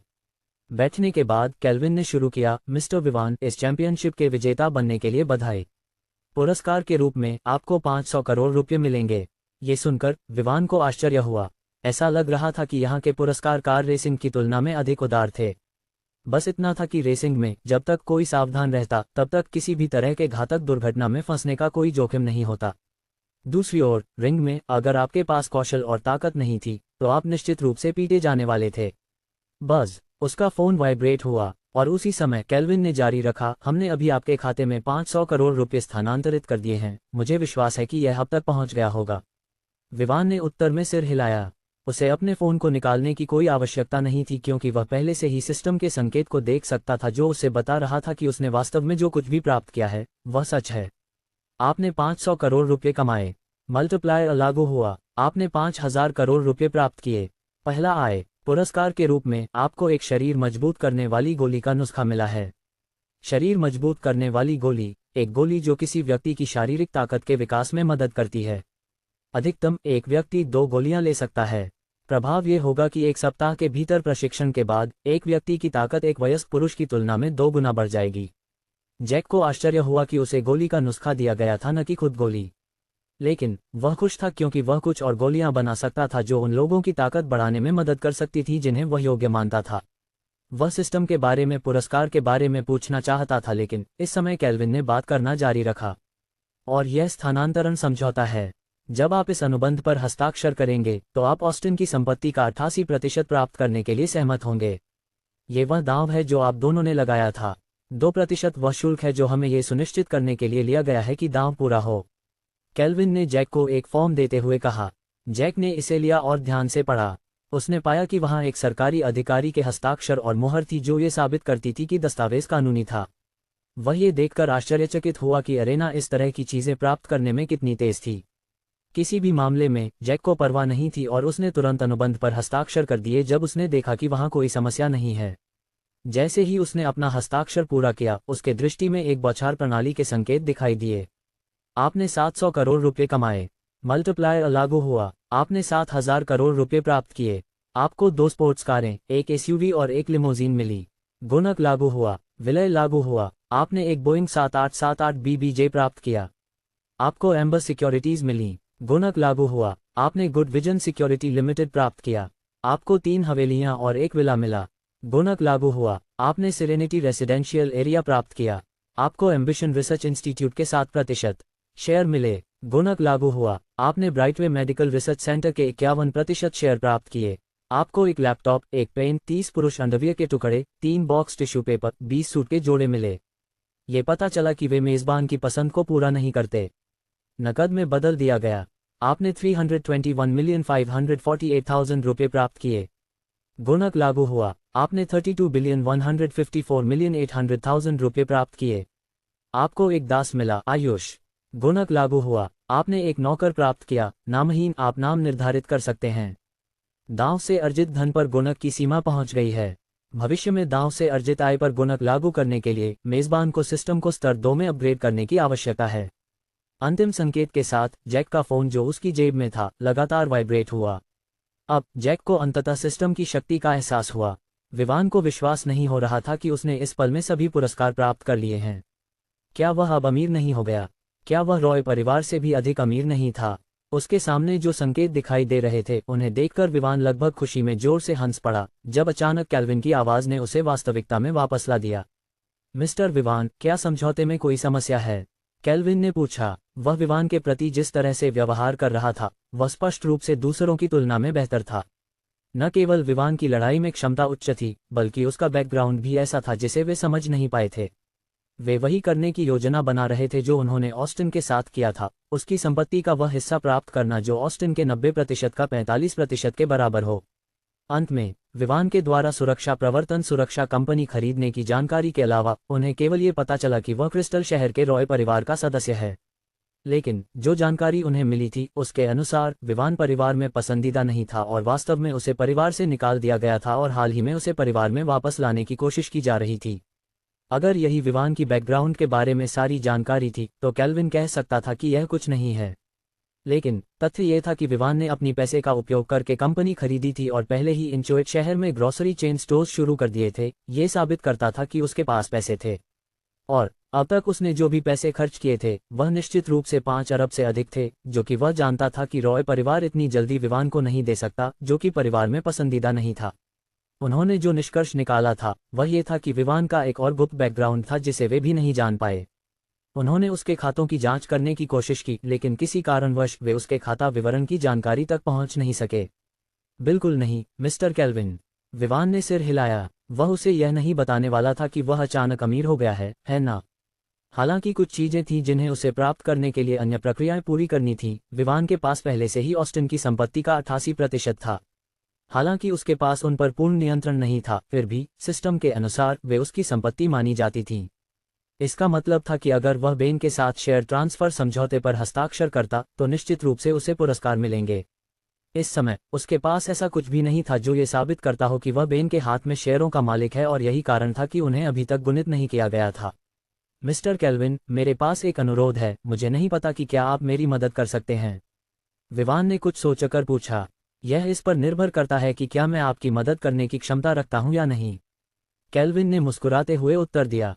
विवान ने सिर हिलाया और कहा, क्या आप मेरी मदद कर सकते हैं कि मैं ऑस्टिन से प्राप्त सभी संपत्तियों को यहां बेच दूं, कंपनी और शेयरों को छोड़कर। केल्विन, एडविन और ऑस्टिन सभी के मुंह खुल गए। वे विश्वास नहीं कर पा रहे थे कि वे क्या सुन रहे हैं। विवान ने केवल संपत्तियों को प्राप्त किया था और वह उन्हें बेचने की बात कर रहा था। क्या ये थोड़ा जल्दी नहीं था, या क्या वह उनकी परवाह नहीं करता था? ऑस्टिन स्पष्ट रूप से न केवल चौंका था, बल्कि वह गुस्से में भी था। विवान द्वारा उससे प्राप्त संपत्तियों को उसके सामने बेचने के लिए कहना एक तरह से ताना था, लेकिन फिर भी उसे पता था कि इस समय वह कुछ नहीं कर सकता। न केवल वह अब अमीर नहीं था, विवान की अपनी ताकत यह साबित करने के लिए पर्याप्त थी कि वह अब उसके लिए संभालने वाला नहीं था। ये तो उसके सबसे निचले स्तर पर होने की बात थी। बिल्कुल, यह मुफ्त में नहीं होगा। बेचने के बाद आप आय का 10% कमीशन के रूप में प्राप्त कर सकते हैं। आप क्या सोचते हैं? विवान ने उनकी आश्चर्यचकित नजरों को नजरअंदाज करते हुए कहा। केल्विन ने अपनी होश में वापस आते हुए कहा, ठीक है, मैं सुनिश्चित करूंगा कि आप संपत्तियों से अधिकतम लाभ प्राप्त करें। विवान ने सिर हिलाया और कहा, मैं लंबे समय तक इंतजार नहीं करना चाहता। बस सब कुछ बाजार मूल्य पर बेच दो, या आप मुझसे बाजार मूल्य पर खरीद सकते हैं और बाद में बड़े लाभ पर बेचने का निर्णय ले सकते हैं। ऑस्टिन का मुंह एक पल के लिए खुला रहा, फिर उसने बिना कुछ कहे बंद कर लिया। उसके चेहरे पर चोटें थीं क्योंकि उसने मैचों के तरीके में हस्तक्षेप किया था, और जब लोगों ने दांव लगाना बंद कर दिया था तो अरेना को बड़ा नुकसान हुआ था। अब वह निश्चित था कि अगर उसने एक और विरोधाभासी शब्द कहा तो वह निश्चित रूप से एक टूटी हुई हड्डी का सामना करेगा, या शायद वह मर भी सकता है। अरेना के मालिक की नज़रों में वह कुछ भी नहीं था। केल्विन ने एक समझौते पर पहुंचते हुए कहा कि वह अगले दिन विवान के खाते में पैसे स्थानांतरित कर देगा। ये स्पष्ट था कि वह विवान द्वारा बेची जाने वाली संपत्तियों को खरीदने जा रहा था। विवान फिर एडविन के साथ चला गया, लेकिन वह होटल पहुंचने के लिए अधीर था ताकि वह अंततः उन पुरस्कारों को देख सके जो उसने प्राप्त किए थे। उसके पास अभी भी कुछ सवाल थे जो उसे सिस्टम से पूछने थे। एडविन, जो अच्छे मूड में था, धीरे धीरे गाड़ी चला रहा था, जिससे विवान को उसे एडविन से गाड़ी चलाने के लिए कहना पड़ा। जैसे ही उसने स्टीयरिंग व्हील पकड़ा, गाड़ी हाईवे पर चिदा होटल की ओर तेजी से बढ़ी। एडविन अचानक गति बढ़ने के लिए तैयार नहीं था और उसे अपनी सीट पर पीछे झुकना पड़ा। उसके पैर लगभग हवा में उड़ गए। कुछ ही समय बाद वे चिदा होटल पहुंचे और विवान ने एडविन को अलविदा कहा। वह जल्दी से अपने कमरे की ओर बढ़ा। वहां पहुंचते समय उसने वैंडी और एंजी से मुलाकात की, लेकिन उसने उन्हें पूरी तरह से नजरअंदाज कर दिया, जैसे कि उसने उन्हें देखा ही नहीं, और अपने कमरे की ओर बढ़ गया। जैसे ही वह कमरे में पहुंचा, उसने फिर से संकेतों को देखना शुरू किया। आपने 700 करोड़ रुपये कमाए। गुणक लागू हुआ। आपने 7,000 करोड़ रुपये प्राप्त किए। आपको 2 स्पोर्ट्स कारें, एक एसयूवी और एक लिमोजीन मिली। गुणक लागू हुआ। विलय लागू हुआ। आपने एक बोइंग 7878 बीबीजे प्राप्त किया। आपको एम्बर सिक्योरिटीज मिली। गुणक लागू हुआ। आपने गुड विजन सिक्योरिटी लिमिटेड प्राप्त किया। आपको 3 हवेलियां और एक विला मिला। गुणक लागू हुआ। आपने सेरेनिटी रेसिडेंशियल एरिया प्राप्त किया। आपको एम्बिशन रिसर्च इंस्टीट्यूट के 7% शेयर मिले। गुणक लागू हुआ। आपने ब्राइटवे मेडिकल रिसर्च सेंटर के 51% शेयर प्राप्त किए। आपको एक लैपटॉप, एक पेन, 30 पुरुष अंडरवियर के टुकड़े, 3 बॉक्स टिश्यू पेपर, 20 सूट के जोड़े मिले। ये पता चला कि वे मेजबान की पसंद को पूरा नहीं करते। नकद में बदल दिया गया। आपने 321,548,000 रुपये प्राप्त किए। गुणक लागू हुआ। आपने 32,154,800,000 रुपये प्राप्त किए। आपको एक दास मिला, आयुष। गुणक लागू हुआ। आपने एक नौकर प्राप्त किया, नामहीन। आप नाम निर्धारित कर सकते हैं। दांव से अर्जित धन पर गुणक की सीमा पहुंच गई है। भविष्य में गुणक लागू करने के लिए मेजबान को सिस्टम को स्तर 2 में अपग्रेड करने की आवश्यकता है। अगली चीज जो उसने की वह थी अपने फोन को निकालकर अपने खाते में बैलेंस चेक करना। फ्लायर्स बैंक बचत खाता बैलेंस 111,164,670,000 रुपये है। अब उसके खाते में 111 अरब रुपये से अधिक थे और यह उसे अपने कार्ड का स्तर अपग्रेड करने के लिए पर्याप्त था। फिर उसने एक के बाद एक संकेतों का पालन करना शुरू किया। उसने अपना लैपटॉप निकाला और उसे टेबल पर रखा, फिर होटल के वाईफाई से कनेक्ट किया ताकि वह किसी भी जानकारी की खोज कर सके जो उसे नहीं पता थी। जिस चीज़ की उसने सबसे पहले खोज की वह निश्चित रूप से बोइंग 7878 बीबीजे थी। उसने पाया कि यह एक शानदार व्यावसायिक निजी जेट है। इसकी कीमत कम से कम 2000 करोड़ रुपये है। जब विवान ने इसके बारे में जानकारी देखी तो वह इस हद तक चौंका कि उसे यह कहने के लिए कुछ नहीं मिला। दूसरे शब्दों में, केवल ये निजी जेट उसे 2 अरब रुपये की संपत्ति बना देता है। और ये तो बस शुरुआत थी। एम्बर सिक्योरिटीज वह कंपनी थी जो ऑस्टिन की थी, जो सुरक्षा प्रवर्तन के खिलाफ प्रतिस्पर्धा कर रही थी क्योंकि उनके मुख्यालय उसी शहर में स्थित थे। इसकी कीमत सुरक्षा प्रवर्तन से कुछ 100 करोड़ रुपये कम थी। इसे देखकर विवान मुस्कुराया। ऐसा लगता है कि वह दोनों कंपनियों को मिला सकता है और एक बड़ी कंपनी बना सकता है। लेकिन यह एक पल के लिए रुकना होगा क्योंकि एक कंपनी थी जो उसे गुणक लागू होने के बाद मिली थी। Good vision security limited. ये देश में एक लोकप्रिय सुरक्षा कंपनी थी। ये सुरक्षा प्रवर्तन और एम्बर सिक्योरिटी से काफ़ी बड़ी थी। इसकी कीमत लगभग 300,000 करोड़ रुपये थी। इसका कारण ये था कि यह मुख्य रूप से राजधानी शहर में आधारित थी। कंपनी के पास जो संसाधन और अन्य चीज़ें थीं वे मुख्य रूप से राजधानी और केंद्रीय प्रांत में केंद्रित थीं, जबकि अन्य प्रांतों जैसे पश्चिमी प्रांत में वहां जो संचालन कर रहे थे वे छोटे शाखाएं थीं जिन्हें मुख्यालय द्वारा लगभग नज़रअंदाज किया गया था। विवान ने कंपनी के बारे में जानकारी देखते हुए गहरी सांस ली। जितना वह बता सकता था, एम्बर सिक्योरिटीज की कीमत 3100 करोड़ रुपये या उससे थोड़ा अधिक थी। अगर मूल्य को 100 गुना गुणित किया जाए तो यह लगभग 300,000 करोड़ रुपये का मूल्य लाता है। यह अब गुणवत्ता में वृद्धि कहलाता है। जहां उसे 100 एम्बर सिक्योरिटीज मिलती वहां उसे एक उच्च मूल्य वाली कंपनी मिली।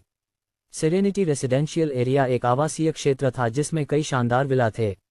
ये राजधानी शहर में गुड विजन सिक्योरिटी लिमिटेड के मुख्यालय के समान स्थित था। वहां कुल 30 विला थे और उनमें से सबसे सस्ता 200 करोड़ रुपये का था। आवासीय क्षेत्र का कुल अनुमानित मूल्य 38,000 करोड़ रुपये था। विवान खुद सोच रहा था कि इस आवासीय क्षेत्र में विला कितने शानदार होंगे कि उनकी कीमत इतनी अधिक हो। फिर एम्बिशन रिसर्च इंस्टीट्यूट के 7% शेयर थे। यह अनुसंधान संस्थान एक छोटा अनुसंधान केंद्र था जो फार्मास्यूटिकल्स पर अनुसंधान करता था। ये वेंचर शहर में स्थित था। दूसरी ओर ब्राइटवे मेडिकल रिसर्च सेंटर, जिसका वह अब सबसे बड़ा शेयरधारक बन गया था, केंद्रीय प्रांत में एक मध्य आकार का चिकित्सा क्षेत्र अनुसंधान केंद्र था। हालांकि ये देश में सबसे बड़ा नहीं था, चिकित्सा क्षेत्र में इसकी उपलब्धियों को कम करके नहीं आंका जा सकता। उसके 51% शेयर की कीमत कम से कम 42,000 करोड़ रुपये थी। दूसरे शब्दों में, पूरी संस्था की कीमत कम से कम 106,000 करोड़ रुपये थी। जहां तक उस पुरस्कार का सवाल है जहां उसे लगभग ऑस्टिन के अंडरवियर के जोड़े मिले थे, विवान आभारी था कि सिस्टम ने इन वस्तुओं के मूल्य को नकद में बदलने का निर्णय लिया। अब उसने उस चीज पर ध्यान दिया जो उसे बताती थी कि सिस्टम वास्तव में कितना शक्तिशाली था। आखिरी चीज जो उसने ऑस्टिन के साथ अपने दांव से प्राप्त की थी। आपको एक दास मिला, आयुष। गुणक लागू हुआ। आपने एक नौकर प्राप्त किया, नामहीन। आप नाम निर्धारित कर सकते हैं। एंजल, मैं इस पुरस्कार को कैसे प्राप्त करूं? विवान ने पूछा। सभी पुरस्कार जो उसने प्राप्त किए थे या तो कहीं पार्क किए गए थे या वे ट्रांसफर प्रक्रिया में थे। लेकिन दास, जिसे आयुष कहा जाता था, निश्चित रूप से ऑस्टिन के अधीन था। इस युग में वह दास क्यों था, विवान इस बारे में निश्चित नहीं था। पहली बात, जो दास पहले ऑस्टिन का था अब आपका हो गया है। सिस्टम की मदद से उसकी आपके प्रति वफादारी अधिकतम हो गई है। दूसरी बात, आपको पहले नाम देना होगा। जब विवान ने यह सुना तो वह सिस्टम की शक्ति से हैरान रह गया। ये किसी व्यक्ति की वफादारी को प्रभावित करने की शक्ति भी रखता था। और अब उसे इस आयुष के बारे में कुछ नहीं पता था और वह नहीं जानता था कि वह उससे कैसे संपर्क करेगा। लेकिन किसी भी मामले में वह उस पर ध्यान देगा जो इस समय किया जा सकता था और बाकी को बाद के लिए छोड़ देगा। इसलिए उसने उस दास का नाम चुनने का निर्णय लिया जिसे सिस्टम उसे देने वाला था। लंबे समय तक सोचने के बाद उसे अचानक याद आया कि उसे दास के लिंग के बारे में नहीं पता। तो वह नाम कैसे देगा? एक पुरुष दास को जॉय नाम देगा या एक महिला दास को रूबेन नाम देगा? नहीं, ऐसा नहीं होगा। एंजल, दास का लिंग क्या है, पुरुष या महिला? विवान ने पूछा। दास का लिंग उस नाम पर निर्भर करता है जो आप देंगे। विवान ने एक पल सोचा और फिर उसने श्रेयन का नाम चुना। और जैसे ही उसने नाम दिया, दरवाजे पर एक दस्तक हुई। विवान ने एक पल के लिए भौहें चुराई, ये सोचते हुए कि कौन उसे परेशान करने आया। क्या ये दीपिका थी? उसे यकीन नहीं था, लेकिन उसने उम्मीद की कि वह दरवाजे पर दस्तक देने वाली नहीं थी। वह चिड़चिड़ा होकर अपने पैरों पर खड़ा हुआ और दरवाजे की ओर बढ़ा। जब उसने दरवाजा खोला तो उसने देखा कि एक महिला बिजनेस सूट में खड़ी थी। वह एक खूबसूरत महिला थी जिसकी रेटिंग लगभग 94 थी। उसकी उम्र के बारे में वह अनुमान लगा सकता था कि वह अपनी 20s में थी। हाँ, एक पल बाद विवान ने पूछा, मास्टर, मैं श्रेयंका हूँ। मैं यहाँ ड्यूटी पर रिपोर्ट करने आई हूँ। क्या आपके पास मेरे लिए कोई निर्देश हैं? महिला ने एक आकर्षक मुस्कान के साथ पूछा। विवान दोनों हैरान और चकित था। यह महिला वही थी जिसे सिस्टम ने लाया था। उसने सोचा था कि वह एक पुरुष चाहता था, तो यह महिला कैसे हो गई? आप नाम चुनने में बहुत अच्छे हैं। श्रेयंका एक यूनिसेक्स नाम है। तो यह ऐसा था जैसे आपने सिस्टम को दास के लिंक को यादृच्छिक बनाने के लिए कहा। और चूंकि आपके पास कोई प्रेमिका नहीं है, शायद सिस्टम ने सोचा कि यह आपको एक ऐसा साथी देने में मदद कर सकता है जो आपके साथ रह सके। एंजल के शब्दों ने विवान को चुप कर दिया। श्रेयंका एक यूनिसेक्स नाम था। उसे इसके बारे में क्यों नहीं पता था? ये पहली बार था जब उसने सुना कि यह नाम यूनिसेक्स है। और आपने ये तय किया कि आप महिला को ला सकते हैं। ऐसा नहीं है कि मैं खुद को आकर्षक नहीं मानता, मैं बस उन्हें नहीं देख रहा हूँ। विवान ने अपने मन में जवाब दिया। आपके सामने की महिला को इस दुनिया की सभी श्रेयंका नाम की महिलाओं में से चुना गया था। उसके पास अपना खुद का बैकग्राउंड और जीवन है, लेकिन सिस्टम ने उसे आपके प्रति वफादार बना दिया है, जैसे आयुष आपके प्रति है। इसके अलावा उसकी यादों में जो डाली गई हैं, उनके अनुसार वह आपकी दासी होने वाली थी और वह इस दिन काम पर रिपोर्ट करने आई थी। जो लोग उसके बारे में जानते थे, उनकी यादें बदल दी गई हैं और वे उसी तरह सोचते हैं। उसका चरित्र पूरी तरह से उस व्यक्ति से मेल खाता है जिसे आप अपने लिए सक्षम मानते हैं। उसकी क्षमताओं के लिए आपको ये तय करने का विकल्प दिया जाएगा और जिस तरह से आपने कौशल प्राप्त किए वे उसके साथ विलय कर दिए जाएंगे। उसके लिए ये ज्ञात होगा कि उसने कहीं विशेष प्रशिक्षण प्राप्त किया है। लेकिन आपको ये ध्यान रखना होगा कि दास के ध्यान केंद्रित करने के लिए 5 विकल्पों की सीमा है। दूसरे शब्दों में 5 पेशे, और बस इतना ही। विवान ने एक पल सोचा और याद किया कि महिला अभी भी उसकी प्रतिक्रिया की प्रतीक्षा कर रही थी। इसलिए उसने अपनी नज़रें उस पर केंद्रित की और कहा, अभी नहीं, आप अंदर आ सकती हैं। मैं आपको बताऊंगा कि क्या कुछ ऐसा है जो आपको करने की आवश्यकता है। हाँ मास्टर, श्रेयंका ने उत्तर दिया और फिर विवान के साथ स्वीट में चली गई। जो विवान नहीं जानता था वह ये था कि उस पल जब उसने श्रेयंका को स्वीट में आमंत्रित किया, एंजी ने इसे देख लिया। इसलिए वह गुस्से में थी कि विवान, जो उसकी दोस्त के साथ सगाई में था, एक महिला को होटल में ले जा रहा था। इसके अलावा उसने यह उसी होटल में किया था जहां उसकी मंगेतर थी। क्या यह उनके बीच के संबंधों का स्पष्ट अपमान नहीं था?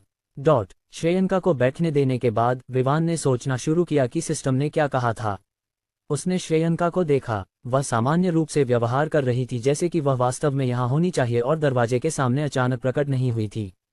ये किस स्तर की शक्ति थी? ये सोचकर कि उसके सामने की महिला वास्तव में इस दुनिया की सभी श्रेयंका नाम की महिलाओं में से चुनी गई थी। भले ही सिस्टम ने उसे पहले ही बता दिया था, फिर भी वह विश्वास नहीं कर पा रहा था। ये शक्ति का स्तर स्पष्ट रूप से दूसरे ग्रह से है, इसलिए इसके बारे में ज्यादा मत सोचो। विवान ने सिर हिलाया और तय किया कि वह इस समय पर ध्यान केंद्रित करेगा। मुझे कौन से पेशे चुनने चाहिए? विवान ने अपने आप से पूछा। ये केवल एक पल के लिए था जब उसे उनमें से एक मिल गया। वह व्यवसाय प्रबंधन होने वाला था। अगर वह उसे भविष्य में उन व्यवसायों में मदद कर सके जो वह स्वामित्व में लेने वाला था, तो ये बेहतर होगा। भविष्य में वह अधिक से अधिक व्यवसायों का मालिक होगा और व्यस्त रह सकता है। इसलिए वह नहीं चाहता था कि वह अपने अधीन व्यवसायों के प्रबंधन में इतना व्यस्त हो जाए कि वह ये भूल जाए कि उसे एक जीवन जीना है। सिस्टम, मैं पहला पेशा व्यवसाय प्रबंधन चाहता हूँ, विवान ने कहा। तुरंत हो गया। विवान ने श्रेयंका को देखा जो अभी भी कोच पर बैठी थी, बिना किसी बदलाव के। कोई विशेष प्रभाव नहीं था। अब वह इस स्थिति में संदेह में था। इसकी चिंता करने की कोई आवश्यकता नहीं है। आप बस उससे इसके बारे में पूछ सकते हैं और आप जान जाएंगे। श्रेयंका, क्या आपके पास कोई विशेष कौशल है जो आपको व्यवसाय प्रबंधन में अच्छा काम करने में सक्षम बनाता है? विवान ने श्रेयंका की ओर देखते हुए पूछा। हाँ मास्टर, व्यवसाय प्रबंधन के बारे में सब कुछ मुझे विशेष प्रशिक्षण के दौरान सिखाया गया था जो मैंने बचपन से लिया। कौशल के बारे में, मेरे पास अधीनस्थों की वफादारी निर्धारित करने की क्षमता है। दूसरे शब्दों में, सभी अधीनस्थ जिन्हें मैं नियुक्त कर सकती हूँ, वे निश्चित रूप से विश्वासघाती नहीं होंगे। श्रेयंका ने उत्तर दिया। जितना भी मौका होगा कि जिस व्यक्ति को मैं नियुक्त करने जा रहा हूँ वह भविष्य में विश्वासघाती होगा, मैं जान सकूंगी। लेकिन कुछ स्थितियां ऐसी होती हैं जिन्हें नियंत्रित नहीं किया जा सकता। उदाहरण के लिए, अगर उस व्यक्ति के परिवार को धमकी दी जाती है और उसके पास कंपनी को धोखा देने के अलावा कोई विकल्प नहीं होता। श्रेयंका ने आगे कहा। विवान ने सिर हिलाया। इस तरह वे कुछ विश्वसनीय अधीनस्थ प्राप्त कर सकते थे। शायद वे अभी से शुरू कर सकते थे उन कंपनियों के साथ जो इस समय उसके अधीन थीं। विवान ने एक पल सोचा और तय किया कि वह उसे उन सुरक्षा कंपनियों से निपटने देगा जो वर्तमान में एक में विलय होने वाली थीं। मुख्य कंपनी स्पष्ट रूप से गुड विजन सिक्योरिटी लिमिटेड थी। दूसरा, उसके पास उन लोगों को पीटने की ताकत होनी चाहिए जो उस पर हमला करने की हिम्मत करें। वह एक खूबसूरत महिला थी, इसलिए हमेशा ऐसे लोग होंगे जिनके पास छिपे हुए इरादे होंगे। जब उसने इसके बारे में सोचा तो उसने निर्णय लिया कि उसका दूसरा पेशा एक समग्र लड़ाकू होगा। दूसरे शब्दों में, वह अपने शारीरिक शरीर का उपयोग करके हमला कर सकती थी और बंदूकें आदि का उपयोग कर सकती थी। दूसरा पेशा समग्र पेशेवर लड़ाई कौशल हो, विवान ने कहा। विवान का पेशेवर लड़ाकू एक क्षमता थी, जबकि श्रेयंका का वह एक कौशल था। तुरंत हो गया। एक पल सोचते हुए उसने पूछा, क्या वह गाड़ी चला सकती है? बिल्कुल नहीं। याद रखें, एक व्यक्ति को जो मूल बातें पता होनी चाहिए, उसके अलावा उसके कौशल लगभग खाली हैं। गाड़ी चलाना, विमान उड़ाना और परिवहन के लिए उपयोग किए जाने वाले सभी अन्य साधन एक ही पेशे RASR में संयोजित हैं, जिसका अर्थ है कि चाहे वह सड़क हो, रेलवे, समुद्र या हवा, कोई भी परिवहन का साधन नहीं है जिसका उसे उपयोग करना नहीं आता। जब विवान ने ये सुना तो उसकी जो गिर गई। उसने सोचा कि वह खुद को ऐसा कौशल क्यों नहीं मिला। आप उस स्तर की IQ के साथ दुनिया में उपलब्ध सभी कौशल में महारत नहीं हासिल कर सकते। विवान। गहरी सांस लेने के बाद विवान ने तीसरे पेशे के लिए RASR को तय किया। चौथा पेशा एक साधारण था, वह था कंप्यूटर के बारे में जानकारी। उसे कंप्यूटर चलाना, हैकिंग और अन्य कंप्यूटर कौशल जानने थे। इसलिए उस श्रेणी में फिट होने वाली एकमात्र चीज निश्चित रूप से कंप्यूटर मास्टरी थी। पांचवें के लिए विवान ने लंबे समय तक सोचा, लेकिन उस श्रेणी में फिट होने वाला कोई नहीं मिला। इसलिए उसने इसे इस समय के लिए छोड़ने का निर्णय लिया। इसके अलावा ये स्थान आपात स्थितियों के मामले में उपयोग किया जा सकता था। अब विवान ने अपने इस नए व्यक्तिगत सहायक को देखा। न केवल वह एक खूबसूरत महिला थी, बल्कि उसकी क्षमताएं भी उसके सहायक के लिए आवश्यक थीं। अब पहले कार्य के लिए जो वह उसे देने वाला था, श्रेयंका, क्या आप मेरे लैपटॉप की सुरक्षा के लिए फायरवॉल सेट कर सकती हैं और मेरे बारे में छिपाई जा सकने वाली किसी भी जानकारी को छिपा सकती हैं? हाँ, मास्टर। इसके तुरंत बाद श्रेयंका ने विवान का लैपटॉप, जो अभी भी टेबल पर था, उठाया और तेजी से टाइप करने लगी। कुछ ही समय बाद स्क्रीन पर कोड दिखाई देने लगे। बेशक विवान ने उनमें से कुछ को समझा, लेकिन बहुत अधिक नहीं। उसने विश्वविद्यालय में कंप्यूटर प्रोग्रामिंग सीखी थी, लेकिन ये केवल मूल बातें थीं। हाँ, मास्टर। इसके तुरंत बाद श्रेयंका ने विवान का लैपटॉप, जो अभी भी टेबल पर था, उठाया और तेजी से टाइप करने लगी। कुछ ही समय बाद स्क्रीन पर कोड दिखाई देने लगे। बेशक विवान ने उनमें से कुछ को समझा, लेकिन बहुत अधिक नहीं। उसने विश्वविद्यालय में कंप्यूटर प्रोग्रामिंग सीखी थी, लेकिन ये केवल मूल बातें थीं। अब जब वह स्क्रीन पर एक के बाद एक दिखाई दे रहे कोड को देख रहा था, विवान अंततः कंप्यूटर मास्टरी की शक्ति को समझ सकता था। सिर्फ 5 मिनट में श्रेयंका ने कोड टाइप करना बंद किया और विवान की ओर देखा। मास्टर, सब कुछ हो गया है। कोई भी हो, मुझे यकीन है कि वे फायरवॉल को पार नहीं कर सकते और लैपटॉप में मौजूद जानकारी चुरा नहीं सकते। आपके बारे में जानकारी के लिए आपके नाम के अलावा और कुछ नहीं पाया जा सकता। उनके लिए आपके बारे में अधिक जानकारी जानने का एकमात्र तरीका है कि वे उन लोगों से पूछें जो आपको जानते हैं। विवान श्रेयंका की क्षमताओं से प्रभावित था। अब जब एक हिस्सा निपट गया था, तो अब एक और मुद्दे पर ध्यान देने का समय था। उसने आयुष के बारे में सोचा, जिसकी वफादारी उसके प्रति अधिकतम हो गई थी। इसलिए उसने पूछा, श्रेयंका, क्या आप आयुष की जानकारी देख सकती हैं? अगर संभव हो तो मैं चाहूंगा कि वह यहाँ आए। हाँ, मास्टर, श्रेयंका ने उत्तर दिया और फिर से लैपटॉप पर टाइप करने लगी। विवान ने कुछ बुनियादी जानकारी दी, जैसे कि वह किसी तरह ऑस्टिन से जुड़ा था आदि। उसे पहले से ही ऑस्टिन की संपर्क जानकारी पता थी, क्योंकि उसने इसे अरेना में अनुबंध पर हस्ताक्षर करते समय प्राप्त किया था। अपनी अच्छी याददाश्त के साथ उसने इसे याद रखा, भले ही वह नहीं चाहता था। और कुछ ही समय बाद विवान ने देखा कि आयुष की जानकारी स्क्रीन पर दिखाई दे रही थी। श्रेयंका द्वारा एकत्र की गई जानकारी के अनुसार आयुष वर्तमान में 43 वर्ष का था। उसकी एक पत्नी और 2 बच्चे थे। उसने ऑस्टिन की पूरी तरह से सेवा करने की लालसा रखी थी जब से उसने ऑस्टिन से अपनी बेटी को बचाने के लिए कहा था, जो उस समय बीमार थी और उसके पास उसका इलाज कराने के लिए पैसे नहीं थे। आयुष के पास व्यापार में अच्छे कौशल थे, लेकिन अपनी बेटी की बीमारी के कारण उसके व्यवसाय का पतन हो गया, क्योंकि उसकी बेटी पर खर्च किए गए पैसे की कमी थी। ऑस्टिन से मदद मांगने के बाद ऑस्टिन ने केवल तब मदद करने पर सहमति दी जब उसने देखा कि आयुष के पास अच्छे व्यापार कौशल हैं। तो उस पल से आयुष ने ऑस्टिन की सेवा की।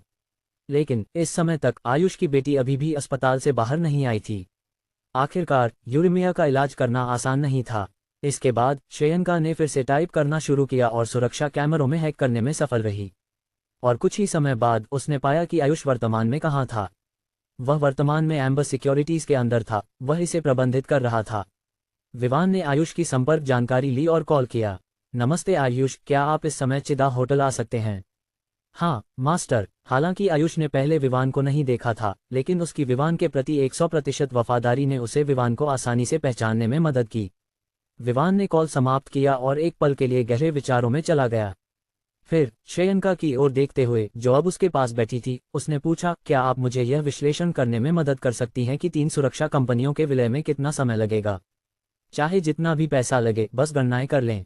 हाँ मास्टर, श्रेयंका ने उत्तर दिया और फिर एक पल के लिए चुप हो गई, जैसे वह 3 कंपनियों की जानकारी देख रही हो। फिर 5 मिनट बाद उसने बोलना शुरू किया। मेरे अनुमान के अनुसार मास्टर के अधीन 3 सुरक्षा कंपनियों के विलय में 1 महीने से अधिक समय नहीं लगेगा। लगभग 10,000 करोड़ रुपये के फंड के साथ ये सुनिश्चित करने के लिए पर्याप्त होना चाहिए कि सब कुछ सबसे तेज गति से व्यवस्थित हो। इसमें सुविधाओं में सुधार, नए कर्मचारियों की भर्ती और अन्य चीजें शामिल हैं जो एक बड़ी कंपनी को सफलतापूर्वक प्रबंधित करने के लिए आवश्यक हैं।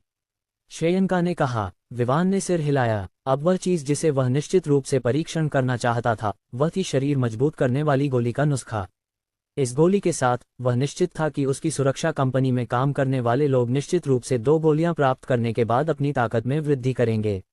लेकिन वह खुद को यकीन था कि वह गोली विकसित नहीं कर सकता। पहला कारण यह था कि उसके पास चिकित्सा प्रयोगशाला कौशल नहीं था।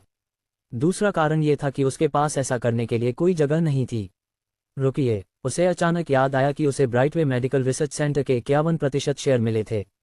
लेकिन अगर उसने गोली के नुस्खे को जारी किया, तो ये तथ्य कि रिसर्च सेंटर के प्रभारी लोग उसके प्रति वफादार नहीं थे, वे निश्चित रूप से नुस्खा लीक कर देंगे।